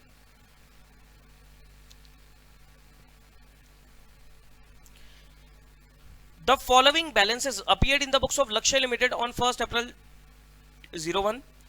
10% डिवेंचर दे रखा है 3750 के, बैलेंस ऑफ डीआरआर दे रखा है 125 का, और डीआरआई का अमाउंट दे रखा है रुपीज है 562,500, represented by 10% rupees 5625 secured bond of government of India of 100 each. ठीक, तो पहले रिक्वायरमेंट चेक करो, 3750 का सर 10% डीआरआर कम है, तो डीआरआर कितना कम है, डीआरआर आपका 2,50,000 का कम है, तो 250 का और डीआरआर बन जाएगा। डीआरआई 3750 का 15%, 5,62,500 डीआरआई की रिक्वायरमेंट पूरी है। ठीक, annual contribution to DRR was made on 31 March every year, कर दिया। On 31 March 02 the balance at the bank was 3750 before the receipt of interest, ये इंटरेस्ट नहीं मिला अभी आपको, इंटरेस्ट और debenture already been paid, DRI पे इंटरेस्ट नहीं मिला आपने, आप डीआरआई पे इंटरेस्ट आपको रिसीव नहीं हुआ, लेकिन इंटरेस्ट ऑन डिवेंचर आप पे कर चुके हो। Investment were realised at par for redemption of debenture at 10% premium, आपने डीआरआई सेल कर दी और अपने डिवेंचर्स को 10% प्रीमियम पर रिडीम कर दिया। Lakshya Limited is an unlisted company है, ठीक है sir. You are required to prepare DRR account, DRI account and bank account on 31 March 02। आओ जी,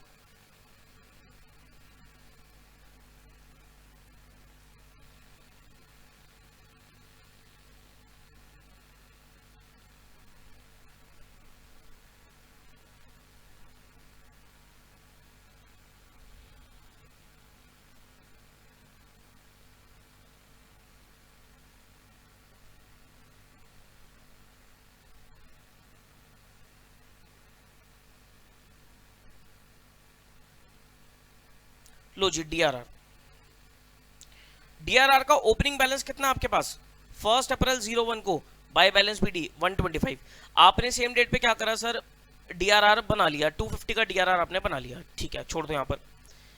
DRI 10% secured bond account, DRI account, इसका ओपनिंग बैलेंस 1 April 01 को आपके पास 562,500 है, अभी छोड़ दो।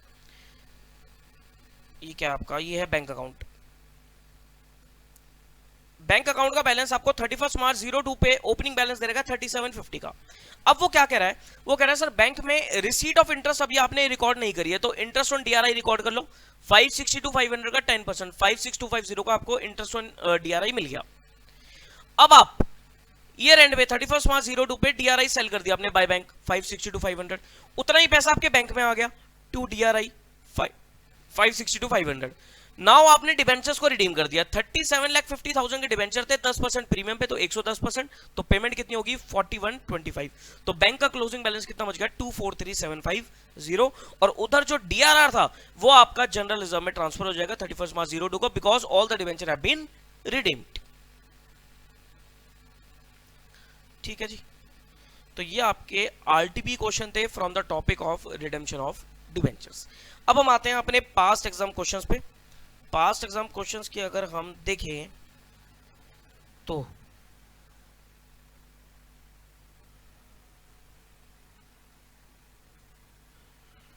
नवंबर 19 में भी आया हुआ है 5 नंबर का, नवंबर 20 में 10 नंबर का आया हुआ है, जनवरी 21 में भी आया हुआ है 8 नंबर का, जुलाई में भी आया हुआ है 10 नंबर का, दिसंबर में एक तो 20 नंबर का क्वेश्चन मिक्स वाला करवाना है मुझे, और एक 5 नंबर का रिडेम्पशन ऑफ डिबेंचर अलग से भी था। ठीक, चलो ठीक है, तो इस बार मुझे लगता है 5 नंबर का क्वेश्चन यहाँ से आ सकता है। ठीक है, हर पेपर में क्वेश्चन आपके पास, करते हैं अब इसके क्वेश्चन, 5-6 क्वेश्चन और है हमारे, उसको भी देखते हैं। अब हम आते हैं पास्ट एग्जाम क्वेश्चंस पे from the topic redemption of debentures. सबसे पहले नवंबर 19 का क्वेश्चन।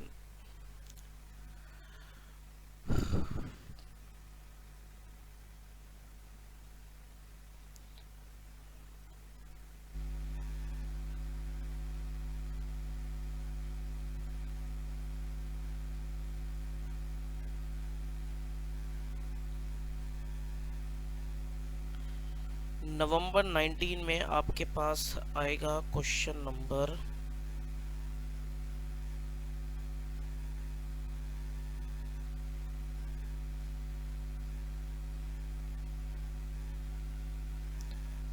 6 का ई पार्ट। 5 नंबर का क्वेश्चन है, क्वेश्चन नंबर 6 का ई पार्ट। क्वेश्चन नंबर 6 का ई पार्ट देखिए जी क्या कहता है। A company had issued 40,000 12% debenture of 100 each on 1st April 15. The debentures are due for redemption on 1st March 2019. The terms of issue of debenture provided that they were redeemable at a premium of 5% and also conferred option to debenture holders to convert 20% of their holding into equity shares। ठीक है जी, redemption होनी है 5% premium पे और debenture holder को option दिया जा रहा है कि वो अपनी 20% होल्डिंग को इक्विटी शेयर में कन्वर्ट करा सकते हैं। ठीक है जी, at a nominal value of 10 rupees per share and at a predetermined price of 15 rupees per share। Issue price कितना है शेयर का? 15 रुपीस है। and the payment in cash। 50 debenture holders holding totally 5,000 debenture did not exercise the option। वो कह रहे 5,000 debentures ने ये option exercise नहीं किया। calculate the number of equity share to be allotted to the debenture holder and amount to be paid in cash on the redemption। हम assume करेंगे कि सारे ही डिवेंचर रिडीम हो गए हैं। ठीक है जी, तो देखो सबसे पहले नंबर ऑफ शेयर कितने इशू होंगे? 40,000 में से 5,000 ने तो ऑप्शन एक्सरसाइज ही नहीं किया, तो बचे कितने? 35,000। 35,000 के 20% ही क्या होंगे? आपके कन्वर्ट होंगे। 20% कन्वर्जन होनी है, तो कितने डिवेंचर कन्वर्ट हो जाएंगे? 7,000 कन्वर्ट हो जाएंगे। ठीक, तो 7,000 debenture are to be converted into shares. अब 7,000 को पेमेंट कितनी करनी है? डिवेंचर है 100 रुपए का, 5% प्रीमियम पे रिडीम होना है तो 105 रुपए की पेमेंट करनी है। तो 7,000 इंटू 105, तो पेमेंट जानी है 7,35,000 की। और एक शेयर कितने का है? 15 रुपीज का। तो नंबर ऑफ शेयर कितने हो गए? 735 डिवाइडेड बाय 15, तो number of share will be 49,000 shares. तो 49,000 शेयर्स तो इशू किए जाएंगे। ठीक है जी, अब अगर बात करें कैश में पेमेंट कितनी होनी है, तो कैश पेमेंट यहां निकाल लेते हैं। देखो जी सर, 35,000 में से 7,000 तो कन्वर्ट हो गए। ठीक, बचे कितने? 35 में से 7,000 तो कन्वर्ट हो गए, बचे कितने? 28,000। ठीक है, और 5,000 ने कन्वर्जन का ऑप्शन ही नहीं लिया था, तो वो भी 5,000 ऐड करो, तो टोटल कितने हो गए? 33,000। ठीक, तो इन 33,000 को भी कितने रुपए देने हैं? 105 रुपए देने हैं, तो इतनी कैश पेमेंट हो जाएगी। 33,000 इंटू 105 दैट इज 34,65,000 की कैश पेमेंट हो जाएगी। ये आंसर आएगा आपका। ठीक, आओ जी अब इसको चेक करते हैं। Calculation of number of equity share to be allotted. Total number of debenture है 40,000, debenture holder not opted for conversion 5,000, तो debenture holder opted for conversion is 35,000। Option for conversion 20%, तो number of debenture to be converted is 20% of 35,000 that is 7,000। Redemption value of 7,000 debentures at a premium of 5% will be 735। और equity share कितने issue हो जाएंगे? 735 divided by 15 यानी कि 49,000 share issue हो जाएंगे। Amount of cash to be paid, amount of cash to be paid will be 40,000 into 105 minus 735, तो 3460, या जैसे मैंने किया वैसे भी आप निकाल सकते हो। ठीक है जी, तो ये हो गया नवंबर 19 का पेपर। नाउ नवंबर 20।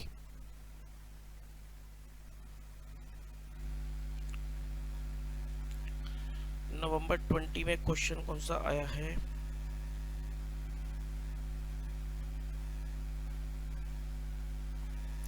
लो जी, क्वेश्चन नंबर 4 का बी पार्ट 10 नंबर का। क्वेश्चन नंबर 4 का बी पार्ट 10 मार्क्स का क्वेश्चन है। Sumit Limited an unlisted company other than AIFI banking company NBFC and HFC, यानी कि DRR भी बनेगा DRI भी बनेगा, had 8,009% debenture of 100 each outstanding on 1 April 19। ठीक है, उनका आउटस्टैंडिंग बैलेंस कितना है, 8 लाख रुपीस के डिबेंचर आउटस्टैंडिंग है, 9% डिबेंचर।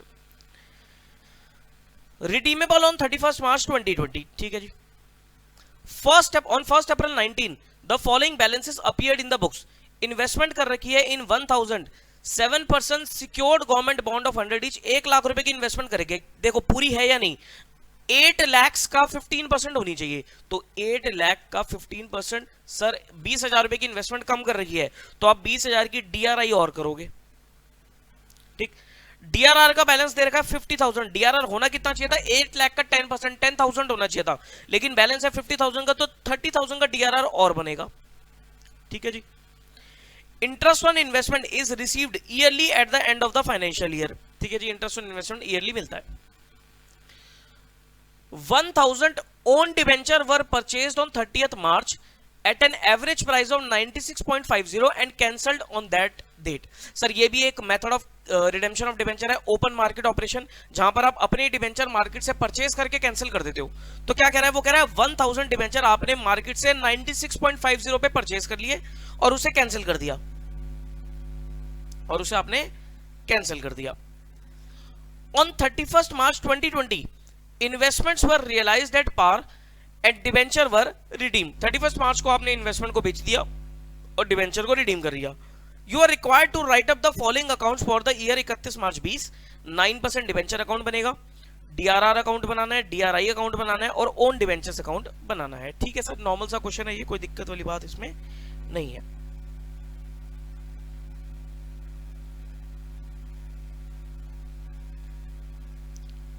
देखो जी, सबसे पहले 9% डिबेंचर अकाउंट, ओपनिंग बैलेंस कितना देगा 1 अप्रैल 19 को, by balance BD 8 lakh.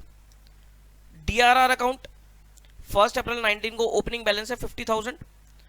DRI account 1 April 19 opening balance 1 lakh, और ओन डिबेंचर तो आपने ड्यूरिंग द ईयर ही कहे हैं। सबसे पहले DRR और DRI की रिक्वायरमेंट पूरी करते हैं। सर DRR के लिए बाय PNL अकाउंट 30,000 का आपने DRR बनाया, और DRI आपने और इन्वेस्टमेंट कर दी 1 अप्रैल 19 को टू बैंक अकाउंट 20,000 की आपने और इन्वेस्टमेंट कर दी। यहां तक कोई दिक्कत नहीं है। अब वो कह रहे हैं कि आपने 30th मार्च को ओन डिबेंचर परचेज करे, 1000 डिबेंचर आपने 96.50 के हिसाब से परचेज करे, तो टू बैंक अकाउंट 96.50, और फिर इसे आपने क्या करा, इसे आपने कैंसिल कर दिया। तो 30th मार्च को आप क्या करोगे, बाय 9% डिबेंचर, डिबेंचर से सेट ऑफ कर दोगे 96,500, और डिबेंचर में क्या दिखाओगे आप 30th मार्च को, टू ओन डिबेंचर 96,500। अब देखो 1 लाख के डिबेंचर को आपने 96,500 में ही रिडीम कर दिया, तो आपको क्या हो गया, प्रॉफिट ऑन कैंसिलेशन हो गया 3500 का। यहां तक बात कोई दिक्कत नहीं है। ठीक है जी, क्योंकि आपने डिबेंचर रिडीम कर दिए तो आप उतना ही DRI भी आप बेच दोगे, इन्वेस्टमेंट भी सेल कर दोगे, तो बाय बैंक 1100 इंटू 15%, तो आपने 15,000 का DRI भी सेल ऑफ कर दिया। अब बाकी डिबेंचर के लिए वो क्या कह रहा है, कैश में रिडीम कर दो, तो टू बैंक 7 लाख रुपए में अपने बाकी डिबेंचर रिडीम कर दिए। DRI अपने सेल कर दिया 1,05,000 रुपए का, और जो DRR का बैलेंस था वो पूरा का पूरा आपका जनरल रिजर्व में ट्रांसफर हो गया 80,000। कॉल है, क्लियर है। तो ये भी एक क्वेश्चन है सर, नवंबर 20 था। नाउ जनवरी 21,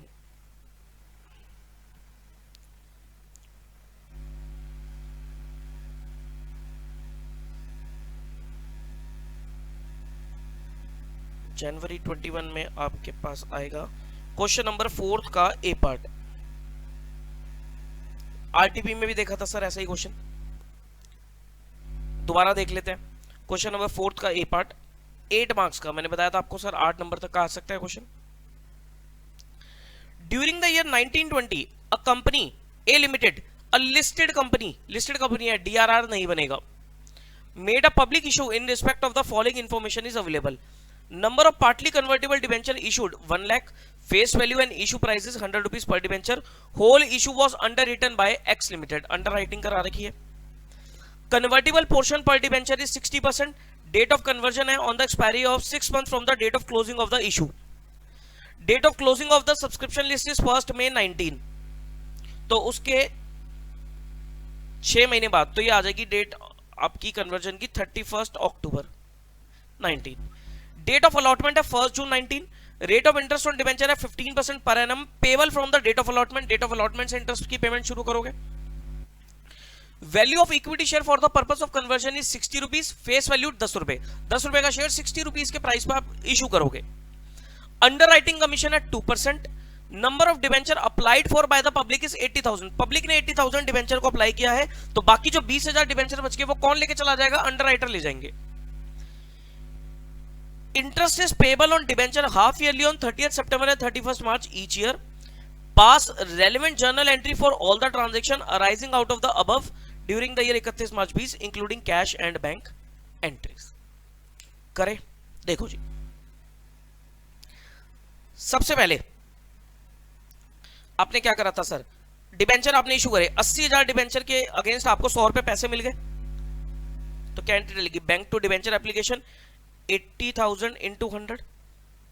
फर्स्ट में 19 को, 1 जून 19 को डिबेंचर अलॉट करोगे तो अंडर राइटर से पैसे नहीं लेते, उनको सीधा अलॉटमेंट करते हैं, उनकी कमीशन को एडजस्ट करके नेट में सेटलमेंट करेंगे। तो डिबेंचर एप्लीकेशन 80 लाख, बाकी अंडर राइटर्स के नाम पे 20 लाख, टू 15% डिबेंचर 1 करोड़। फिर underwriting commission to underwriters, underwriters को आप पूरी 1 करोड़ पे 2% 2 लाख की कमीशन दोगे और नेट में सेटलमेंट करोगे कि सर 20 लाख लेने थे और 2 लाख की कमीशन देनी है, तो नेट में 18 लाख रुपीस कंपनी को रिसीव हो जाएंगे फ्रॉम द अंडर राइटर्स। यहां तक काम हो गया। 1 जून 19 को कंपनी डीआरआई बनाएगी। डीआरआई कितना बनाएगी? जितनी रिडेम्पशन इन कैश होनी है। तो देखो 1 करोड़ के डिबेंचर का 40% कैश में रिडीम होना है, क्योंकि 60% तो कन्वर्ट ही हो जाएंगे। तो 1 करोड़ का 40% का 15% आप डीआरआई बनाओगे 6 लाख का।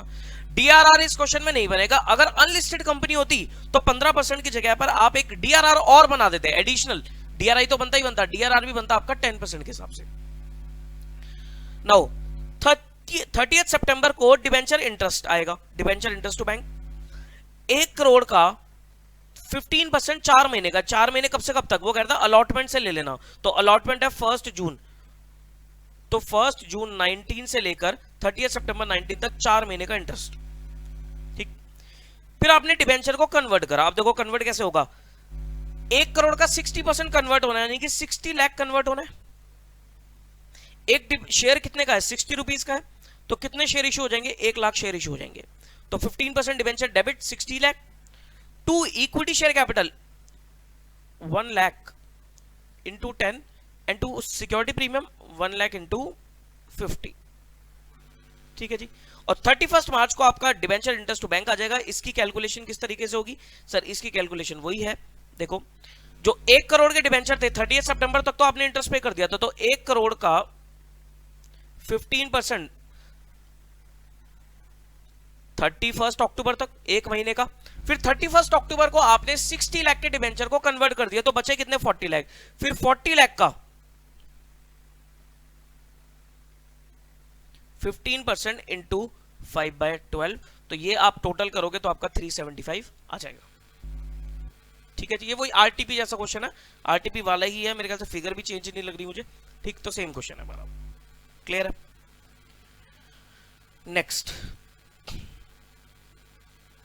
जुलाई 21।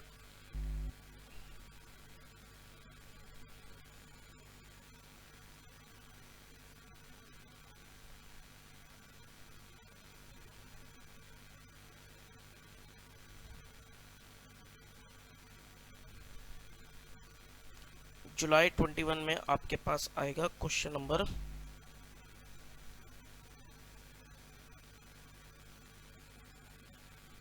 ये वाला, क्वेश्चन नंबर 5 का बी पार्ट।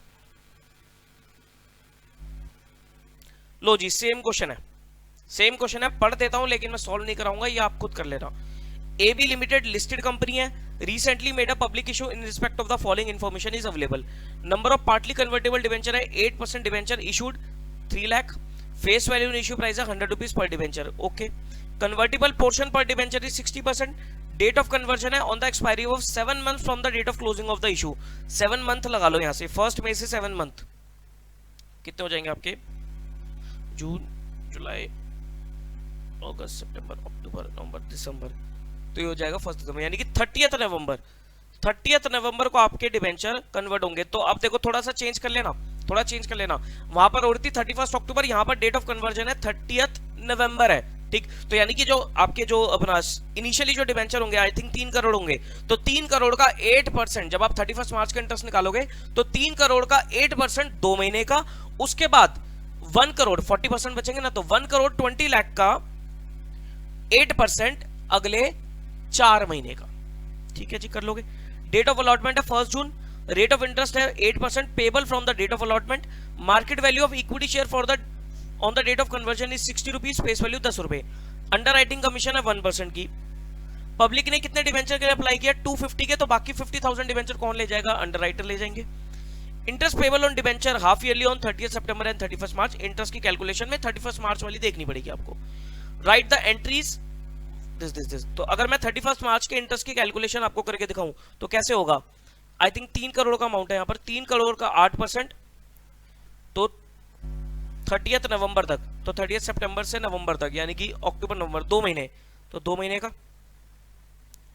और फिर 3 करोड़ का 40%, 1.2 करोड़ का 8% कितने महीने का, 4 महीने का। देखो कितना आता है ये,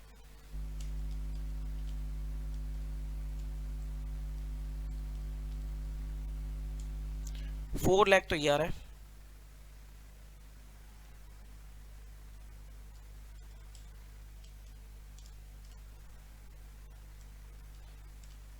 $320 आ रहा है, तो टोटल इज 7,20,000। देखो जी 7,20,000 का इंटरेस्ट आ रहा है 31 मार्च को, हाँ जी सर आ गया हमारा 720, ठीक है जी। तो ये क्वेश्चन आप खुद से कर लेना, कोई दिक्कत वाली बात नहीं है। अब हम आते हैं सर जो लास्ट टाइम में क्वेश्चन आया था 20 नंबर का, उसको हम सॉल्व करेंगे, और एक रिडेम्पशन ऑफ डिबेंचर का एक और क्वेश्चन था, पहले वो करा देता हूं छोटे वाला क्वेश्चन, फिर हम लास्ट में वो 20 नंबर वाला क्वेश्चन देखते हैं। आइए जी, दिसंबर 21 का पेपर, फिर हमारा ये सेशन ओवर हो जाएगा।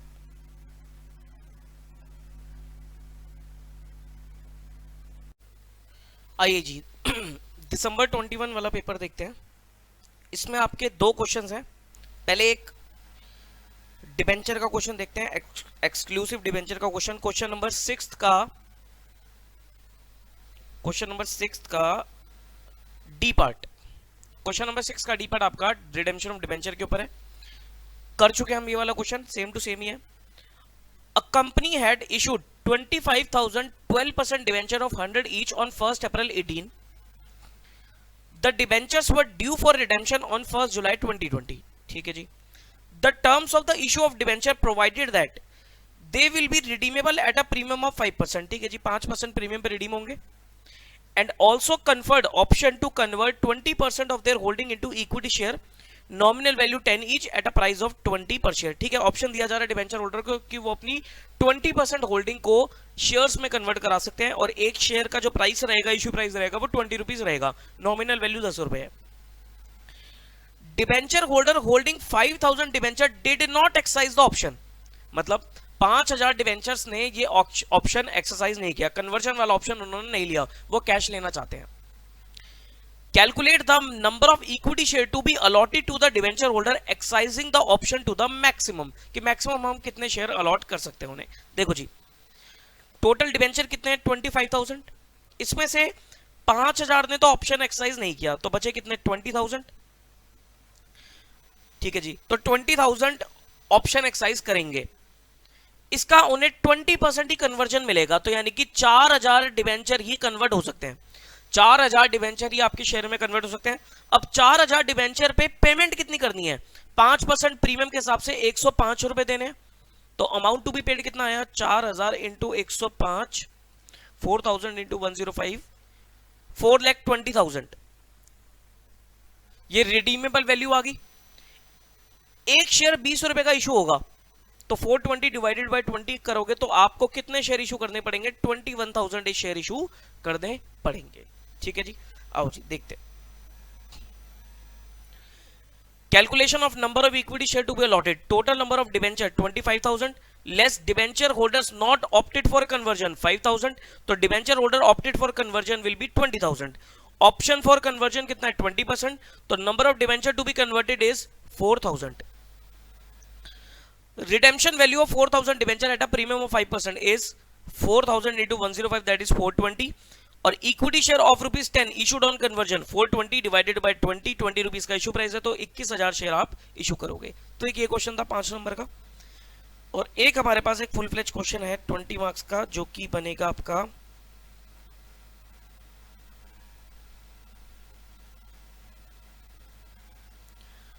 Question number 4। बहुत ही सिंपल क्वेश्चन, बहुत ही आसान क्वेश्चन है question number 4।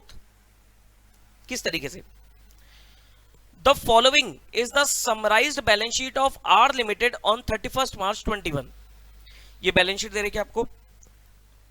Authorise capital 150, equity share of 10 each, 30,000 10% redeemable preference share of 100 each, ये ऑथराइज कैपिटल है। इशूड कैपिटल में आपके पास 90,000 equity share of 10 each, 15,000 10% redeemable preference share of 100 each. Reserve and surplus में security premium है, general reserve है, PNL account है, ठीक है जी। फिर 7500 9% डिवेंचर ऑफ 100 ईच आपके पास। ट्रेड पेबल्स दे रखे हैं। एसेट्स में, नॉन करंट एसेट्स में प्रॉपर्टी प्लांट एंड इक्विपमेंट है, इन्वेस्टमेंट्स दे रखी है, ट्रेड रिसीवेबल दे रखे हैं और कैश एंड बैंक बैलेंस दे रखा है। In AGM held on 15th में the company pass the following resolution. पहला resolution, to redeem 10% preference share at a premium of 5%। 10% preference share 5% premium पर रिडीम हो जाएंगे। To redeem 9% debenture by making offer to debenture holder to convert their holding into equity share at 40 per share और accept cash on redemption. हम debenture redeem करेंगे, 9% debenture redeem करेंगे और उनको option देंगे कि आप अपने डिबेंचर को शेयर में कन्वर्ट करा सकते हो। एक शेयर का इश्यू प्राइस 40 रुपीज है, या फिर कैश ले जाओ, ऑप्शन दिया जा रहा है। To issue fully paid bonus share in the ratio of 1 for every 3 share held on 31 March 21। Bonus issue निकलेगा, बोनस इशू कितना निकलेगा 1:3, और 31 मार्च 21 में जो शेयर है उसी के ऊपर बोनस होगा। यानी कि जो बैलेंस शीट में आपको शेयर दे रखे हैं 90,000, इन्हीं के ऊपर 1/1:3 का बोनस होगा, ठीक। Redemption of preference shares and debenture will be paid through company's cash and bank balance subject to leaving cash and bank balance of 2 lakh. वो कह रहा है डिबेंचर होल्डर्स को और प्रेफरेंस शेयर को जो पेमेंट करी जाएगी वो कंपनी के बैंक बैलेंस से पे करी जाएगी, कैश और बैंक बैलेंस से, और 2 लाख रुपए आप बैंक बैलेंस को छोड़ दोगे। उसके बाद जो पैसा होगा आपके पास वो यूज कर सकते हो। To issue sufficient number of equity share of 40 per share if required to finance the redemption of preference share holder and debenture holder. वो कहता है, ये आपका बैलेंस ऑफ फंड वाला क्वेश्चन आ गया। वो कहता है अगर पैसे की कमी पड़ जाती है तो उसके लिए आप अपने शेयर्स को, इक्विटी शेयर को 40 रुपए के हिसाब से आप एक इक्विटी शेयर इशू कर सकते हो अगर पैसे की कमी पड़ती है तो, ठीक है जी। On 5th June investment were sold for 16,80,000 and preference shares were redeem. 5th June को क्या हुआ सर, इन्वेस्टमेंट बिक गई, प्रेफरेंस शेयर रिडीम हो गई। तो पहली एंट्री इन्वेस्टमेंट बेचने की आएगी, फिर प्रेफरेंस शेयर रिडीम होने की एंट्री आएगी। 30% of the debenture holder exercise their option to accept cash. वो कह रहे 30% डिबेंचर होल्डर ने कैश लेने का ऑप्शन चूज किया, तो मतलब 70% कन्वर्ट हो जाएंगे। And there claim were settled on 1 अगस्त। 1 अगस्त को आपने डिबेंचर होल्डर्स को भी पेमेंट वगैरह शेयर वेयर इशू कर दिए, पेमेंट कर दी। बोनस कंक्लूड कब हुआ है, 10 अगस्त को, ठीक है जी। You are requested to journalize the above transaction including cash transaction and prepare balance sheet on 30 सितंबर 21। 30 सितंबर तक एंट्री डाल के बैलेंस शीट बना देना। All working should form part of your answer, ठीक है जी। सबसे पहला काम क्या है सर, सबसे पहला काम है आप चेक करो कि आपको शेयर इशू करने पड़ेंगे या नहीं करने पड़ेंगे। देखो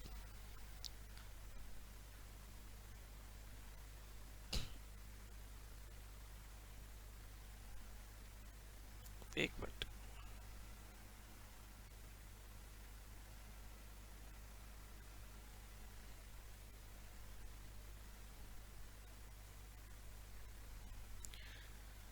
चेक करते हैं जी। Cash and bank balance available, कितना बैलेंस अवेलेबल है, देखो बैलेंस अवेलेबल है 542,500।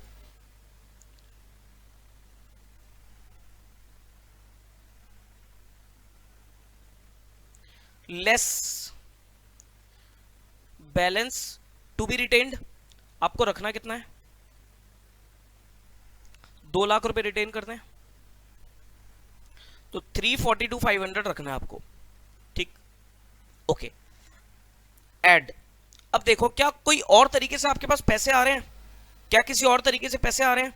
यस सर, आपने इन्वेस्टमेंट बेच दी 16,80,000 की, तो 16,80,000 की आपने इन्वेस्टमेंट बेच दी, सेल ऑफ इन्वेस्टमेंट कितना हो गया? 1680 प्लस 342,500, 20,22,500। और चेक करो क्या और कोई तरीका है पैसे लाने का?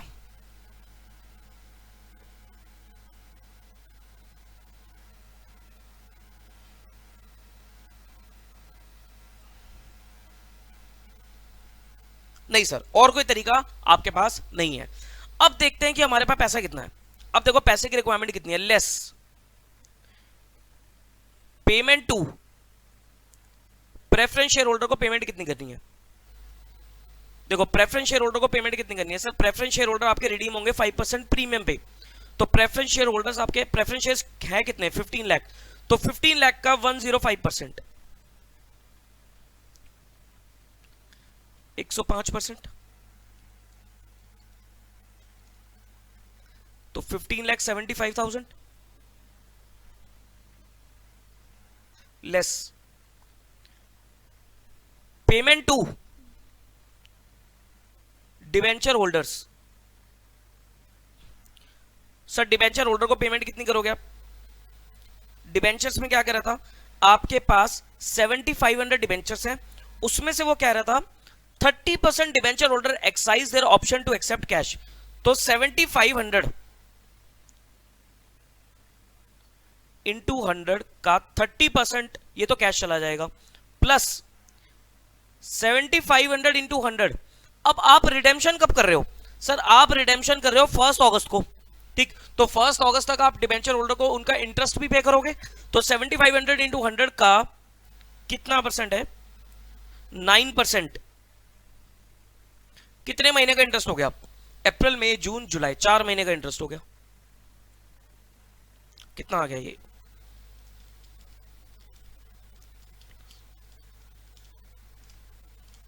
247,500। ये सब कुछ करने के बाद भी, ये सब कुछ करने के बाद भी सर आपके पास कैश कितना बच गया?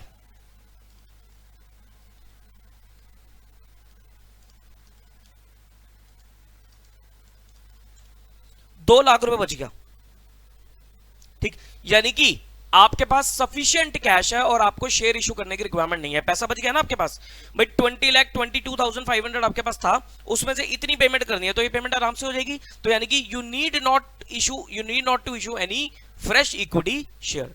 अब क्वेश्चन हो जाएगा आराम से, अब कोई दिक्कत वाली बात नहीं है। अब देखते हैं एंट्रीज क्या क्या है। सबसे पहली एंट्री इन्वेस्टमेंट बेचने की बात कर रहा था, 5 जून को इन्वेस्टमेंट बेची, cash and bank to investment to PNL 1680, 1470 की कॉस्ट थी, तो 2,10,000 का आपका प्रॉफिट हो गया। फिर आप वो कह रहा था कि उसके बाद आपने प्रेफरेंस शेयर होल्डर को रिडीम कर दिया, 10% preference capital 15 lakh, premium on redemption 75 to preference share holder 1575, और प्रेफरेंस शेयर होल्डर को पैसा दे दिया, preference share holder to cash 1575। It means सारी रिडेम्पशन आपने क्या करी है सर? आउट ऑफ प्रॉफिट करी है, तो पूरा 15 लाख का आपका क्या बनेगा? सीआरआर बनेगा, जनरल रिजर्व से सीआरआर आपने बना दिया। ऑल्टरनेटिवली आप पीएनएल अकाउंट भी यूज कर सकते हो, ठीक। अब डिबेंचर की बात आती है, 1 अगस्त को आप डिबेंचर होल्डर को पेमेंट कर रहे हो, तो 9% डिबेंचर 750, इंटरेस्ट ऑन डिबेंचर्स 750 का 9% इंटू 4 मंथ्स 22,500 टू डिबेंचर होल्डर्स 772,500। तो डिबेंचर होल्डर को पेमेंट कितनी जानी है? 772,500, जिसके लिए 772,500 पे करने के लिए आपने पैसा कितना दिया? कैश कितना दिया? कैश दिया था आपने 247,500, 225 तो आपकी डिबेंचर और 30% डिबेंचर होल्डर को कैश गया और 22,500 का इंटरेस्ट हो गया, यानी कि 247,500 आपने कैश पे किया। शेयर कितने इशू करे? देखो डिबेंचर होल्डर को शेयर कितने इशू करे ये निकाल लेते हम सर। 7,500 का 70% इंटू 100, तो यानी कि 7,500 इंटू 70% इंटू 100, 5,25,000 इज योर। भाई इतने डिबेंचर होल्डर को शेयर इशू होने हैं, और एक शेयर कितने का इशू कर रहे हो आप? एक शेयर आप इशू कर रहे हो आई थिंक 40 का था,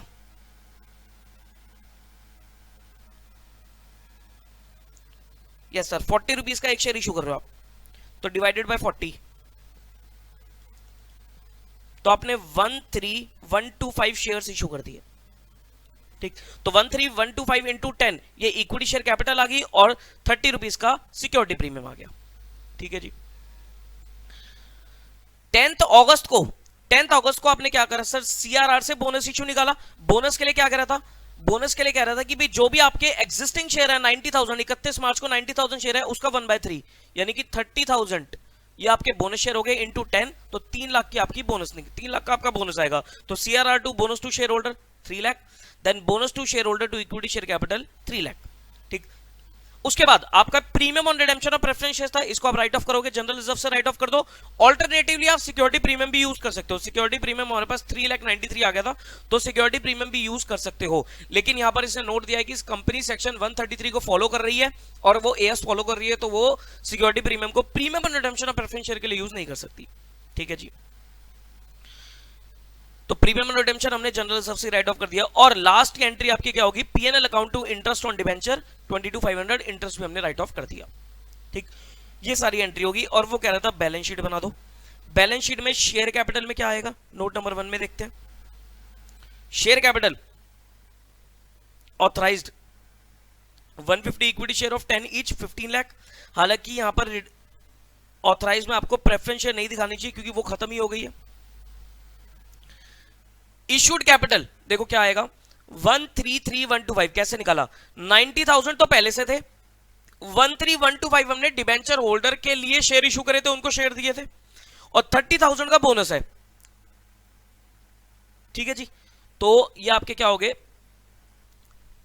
133,125। लेकिन इसमें से आप क्या बताओगे, इसमें से आप बताओगे कि ये जो 13125 है, ये इसको ये गलत लिखा हुआ है यहां पर, ये आएगा 13125, ये कंसीडरेशन अदर देन कैश है, मतलब इसके आगे कैश नहीं मिला था, ये आपने डिबेंचर होल्डर को दिए थे। प्लस आपको ये भी बताना पड़ेगा कि 30,000 के बोनस शेयर्स है। ये दोनों आपको फैक्ट बताने पड़ेंगे कि इसमें से कंसीडरेशन अदर देन कैश वाले कितने हैं और बोनस शेयर कितने हैं। नाउ रिजर्व एंड सरप्लस में सिक्योरिटी प्रीमियम आपको पहले से 18 लाख दे रखा था। उसके बाद आपने जो सिक्योरिटी प्रीमियम एंट्री में आया था आपके पास डिबेंचर कन्वर्ट करने के लिए, वो 393,750, तो टोटल कितना आ गया 2193,750। सीआरआर 15 लाख का बनाया था, 3 लाख का बोनस इशू किया तो 12 लाख का सीआरआर बच गया। जनरल रिजर्व ओपनिंग बैलेंस 1650 था, सीआरआर में ट्रांसफर किया 15 लाख, बचा 150, और premium on redemption of preference share 75 का राइट ऑफ किया तो बचा 75। पीएनएल अकाउंट 120 था, plus profit on sale of investment 210 है, प्लस और लेस कर दिया interest on debenture right off किया 22,500, तो बैलेंस कितना बच गया 307,500। तो देखो ये रिजर्व एंड सरप्लस भी हो गया आपका।